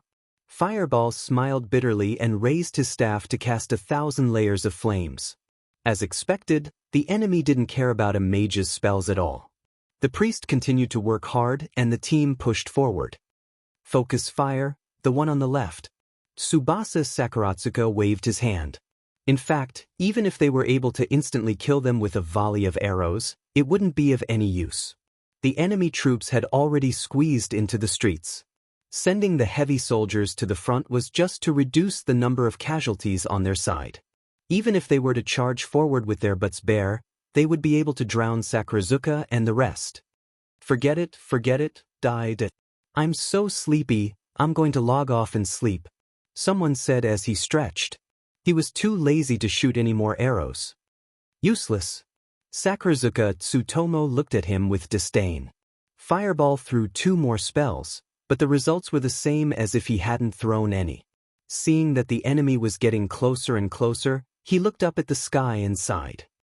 Brother Zue, aren't you just passing by? Where are you passing by? Here. Gu Fei's voice came from the sky. Following that, a bolt of lightning flashed on the flat ground of the street, and a net of lightning and fire interweaved instantly formed. The people of the 10 Meetings Alliance were still pushing their shields and charging forward. It was firmly pressed against the net. A loud noise rang out. At this moment, the row of heavy-armored soldiers were like beef thrown on a red-hot iron plate. They began to emit green smoke, and at the same time, electric sparks continuously flashed around their bodies. The color was mainly yellow and blue. The entire row of people was shocked to the point that their lips were trembling. The people behind them were also frightened. Someone reached out to Pole, but was slapped away by another person who had very common sense. Be careful, there's electricity. Then what should we do? We have to use something insulated. This person was a thief. He immediately took out a big wooden stick that every thief had. a staggering blow skill, and hit the arm of the person in front of him that was holding the shield. The person turned his head, and with trembling lips, he tried his best to say, "Fuck your mother." "What do we do?" Everyone panicked. They used their hands to pull because they were afraid that electricity would be conductive, and they used an insulating wooden stick, but they still couldn't save the person. The research work of unfamiliar skills was always so difficult. All skills have a time limit. Let's wait, someone suggested. Therefore, the row of heavy-armored soldiers who were convulsing all turned around and glared at that person. Their lips trembled as they cursed in unison. "Fuck your mother. Where did this thing come from?" Someone thought of a good way to solve the source of evil. Everyone looked around, and some people looked up. Therefore, they also saw Gu Fei on the roof, holding a purplish-black longsword, masked, and wearing a black robe. This appearance, this demeanor, why did it feel like they had seen it somewhere before? Some of the players who had participated in the great battle between the 10 Meetings Alliance and the former Dust Guild had vague thoughts in their minds. They were puzzled. Suddenly, everyone felt heat under their feet. Another 1,000 layers of flames? "Clerk!" Someone shouted. 1,000 layers of flames. It was indeed the 1,000 layers of flames. But this time, it wasn't fireballs, but Gu Fei's. The moment the flames rose, the person who had shouted for the cleric had already died. The originally crowded street suddenly became like a honeycomb coal. The flames flickered and shot up from the position of the players who had been instantly killed. "Ah!" Someone cried out. Although this 1 second wasn't as clean as the heavenly wheel of fire that fell from the sky in front of the moonlit city Mage Academy, at this moment, countless people already remembered that scene. The group of PvP experts in Moonlit City had piked from level 30 to level 40, and so far, they had only seen one mage who could instantly kill a mage. It was too deep of an impression. Fireball was also taking advantage of the situation. This was really taking advantage of the situation. The fire that Gu Fei had set up hadn't even been extinguished yet, and Fireball had released another one. Although the power was incomparable, some of the players that Gu Fei hadn't instantly killed with a spell just now were burned by Fireball. "Retreat!" Someone shouted. At this moment, the 1,000 layers of flames continued to burn on the ground. It was too terrifying.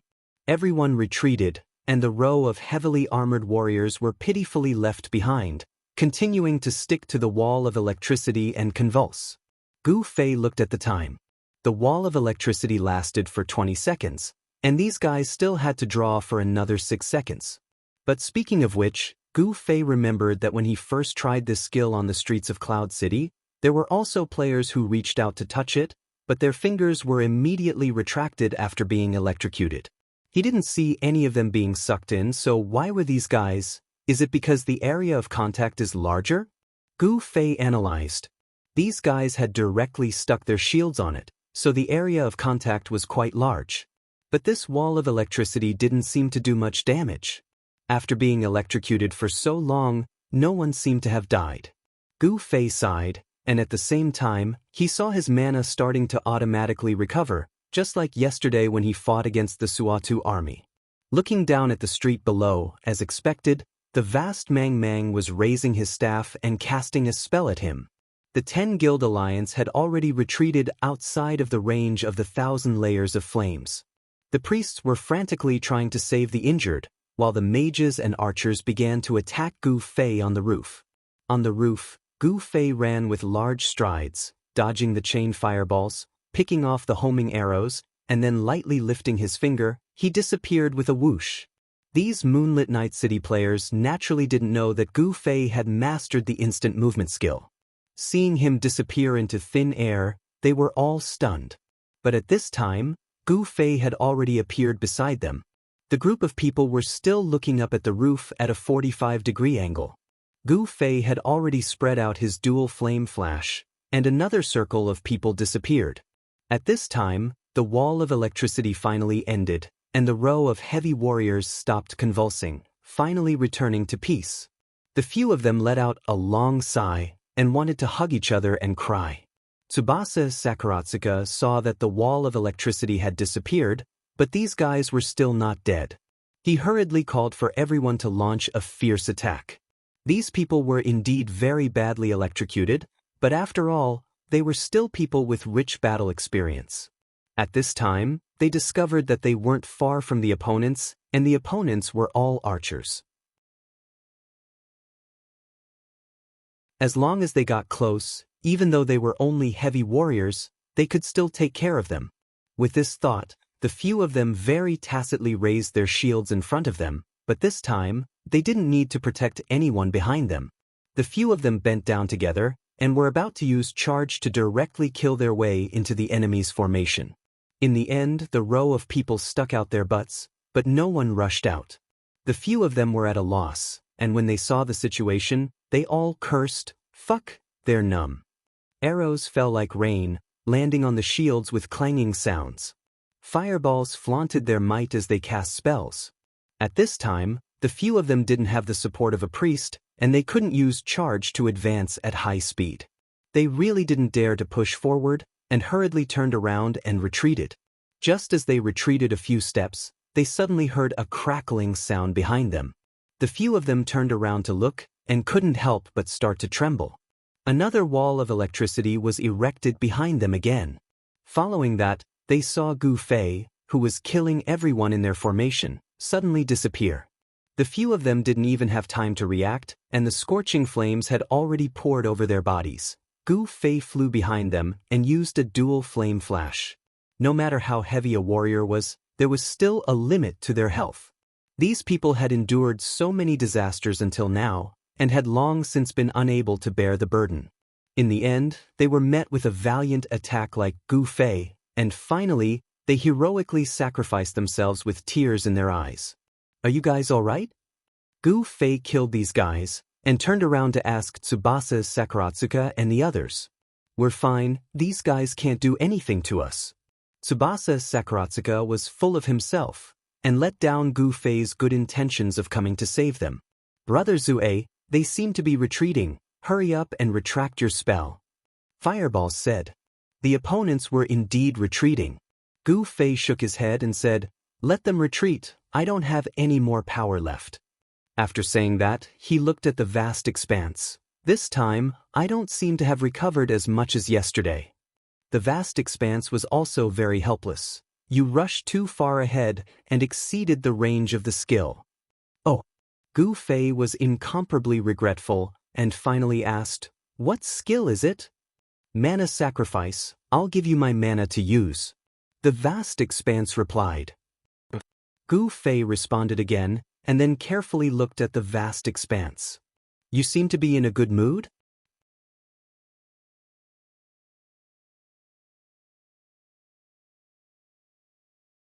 Chapter 288. Meng Meng was laughing. It was the kind of laughter that came from the bottom of her heart, so Gu Fei felt that she was in a good mood. Of course, this was strange. After being chased for a day and a night, how could she laugh so happily? Was there something wrong with her? Moreover, Gu Fei had never seen Meng Meng laugh like this. When they first met in Moonlit Night City, this woman's smile was arrogant and domineering. When they met again in Cloud City, Meng Meng in Cloud City didn't smile much. Her occasional smile was the most polite kind. After Gu Fei finished speaking, Sakurazuka Tsukuzi and the others also noticed it, especially Sakurazuka Tsukuzi. His stubbornness caused him to have more contact with boundless Meng Meng than Gu Fei, and his contact was also more detailed.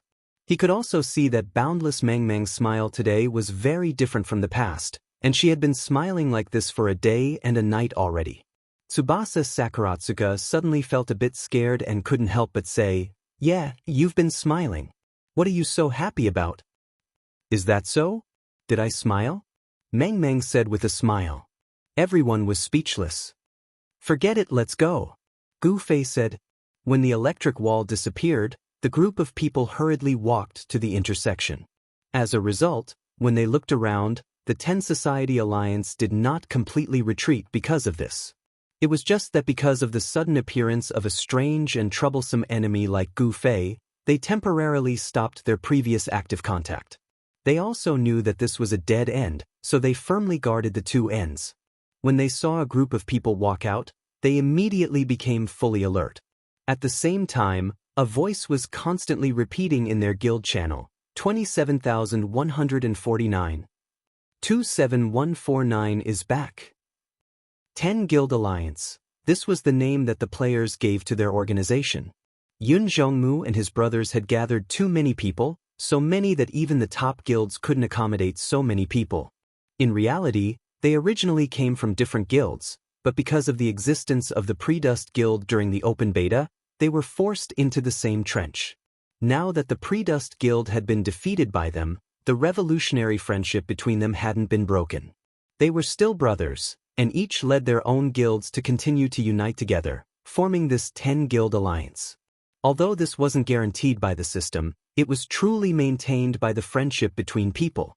However, not having the support of the system was also a troublesome matter. For example, the shout of 27149 is here was being transmitted in all 10 guild channels, followed by the chaotic sounds of discussion. Everyone knew who the target of this hunt was, so it caused the current situation to be extremely confusing.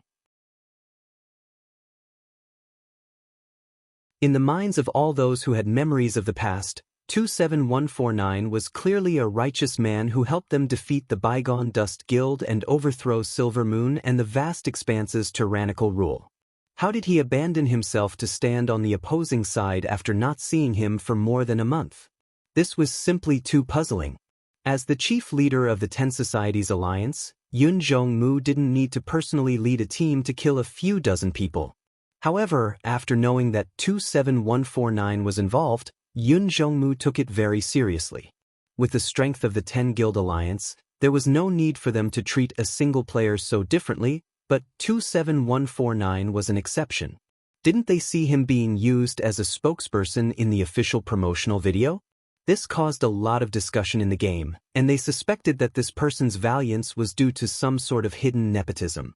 The higher-ups didn't have a definite answer for a long time. However, the underlings on the front lines of the battle could see Gu Fei walking towards them with his sword in hand. This was a legendary character. The banana peel he had just eaten looked extremely fierce when he threw it away casually.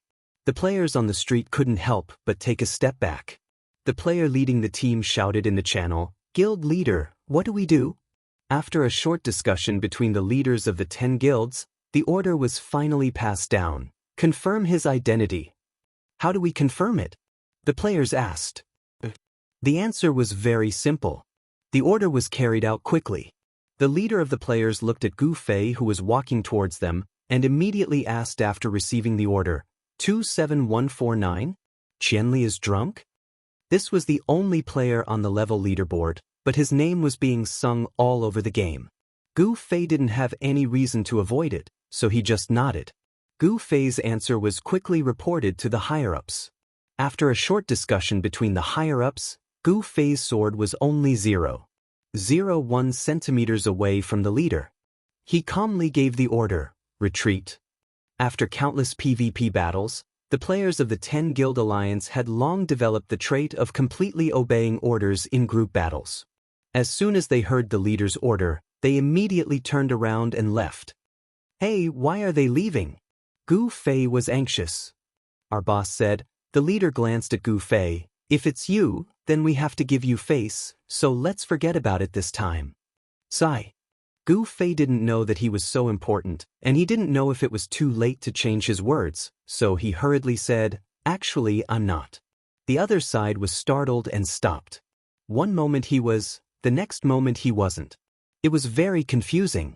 It was obvious that if Gu Fei wasn't 27149, the trouble would continue. Everyone was willing to believe that he was 27,149, and they had already made it clear that they would give him face.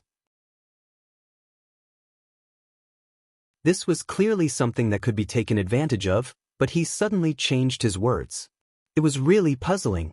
There was no lack of PvP fanatics in the game, but it was extremely rare to see someone as crazy as Gu Fei. Gu Fei was PvP with them, but Fireball and the others were thinking about how to escape. When they heard that the other side was giving Gu Fei face, they were relieved. They didn't expect Gu Fei to be so troublesome. Seeing that the other side was starting to hesitate again, Fireball immediately jumped out and jumped to Gu Fei's side and said, "Drunk bro, don't be funny. It's obvious that an outstanding talent like you is 27,149. Apart from you, who else would have such skills? Your black robe, sharp sword, get lost." Gu Fei couldn't take it anymore. The other side listened and smiled. Indeed, Gu Fei matched the legendary 27149. His image, temperament, and valiant instant kills were all in line. With his identity, it was unnecessary to even ask about him. As for why he suddenly didn't admit it, who knew? No matter how brave the 10 Guild Alliance's Moonlit City players were, they couldn't help but be a little selfish. Leveling wasn't easy, and no one was willing to drop levels. With a strong opponent like Gu Fei, it would be best if they didn't have to fight him. Even if they had to fight him, it would be best if they didn't have to fight him first. The leader didn't say anything else with this bit of selfishness. He waved his hand and left with his group of brothers.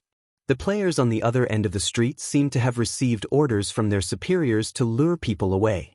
Gu Fei was very disappointed and silently put his sword back into his pocket. The players under Tsubasa Sakuratsuka were all dumbfounded. Not only was this person good at picking up girls, but his skills were also unbeatable. He only gave his name and the other side said that he wanted to give face and leave. Thinking about how the other side had pursued him for a day and night, and now, in their eyes, Gu Fei's image continued to grow taller, taller, taller. Helpless, Gu Fei turned around and looked at the crowd. He spread his hands and said, "Looks like it's fine. Be careful. Maybe they're waiting outside or at the entrance of the safe zone to ambush us." Tsubasa Sakuratsuka said, "They won't." Dazzling Mang shook his head and said, "Although these guys aren't good people, they always do what they say. Since they've already said it, it looks like they'll give you face today." Gu Fei nodded and didn't say anything. Sword Demon and Unscathed in Battle talked a lot about Yun Zhongmu's group. They all praised them for being hot-blooded, heroic, loyal, and manly. As for Gu Fei, honestly speaking, when he came into contact with Yun Zhongmu was also sneakily trying to ambush him. So, people's personalities were really too complicated. Hearing that everything was fine, Tsubasa Sakuratsuka and the others finally relaxed. After running around for a day and night, they didn't have time to talk. Now that they finally had time, Tsubasa Sakuratsuka threw out the question that had been stuck in his stomach for the whole night. "What kind of grudge do you have against them? So vicious." They had mobilized hundreds of people and chased after them for a day and night. This grudge was probably higher than the heavens. Dazzling Mang calmly said, "It's nothing. It's just like today. In the past, I also led a team to chase after them." "You used to be in that guild?"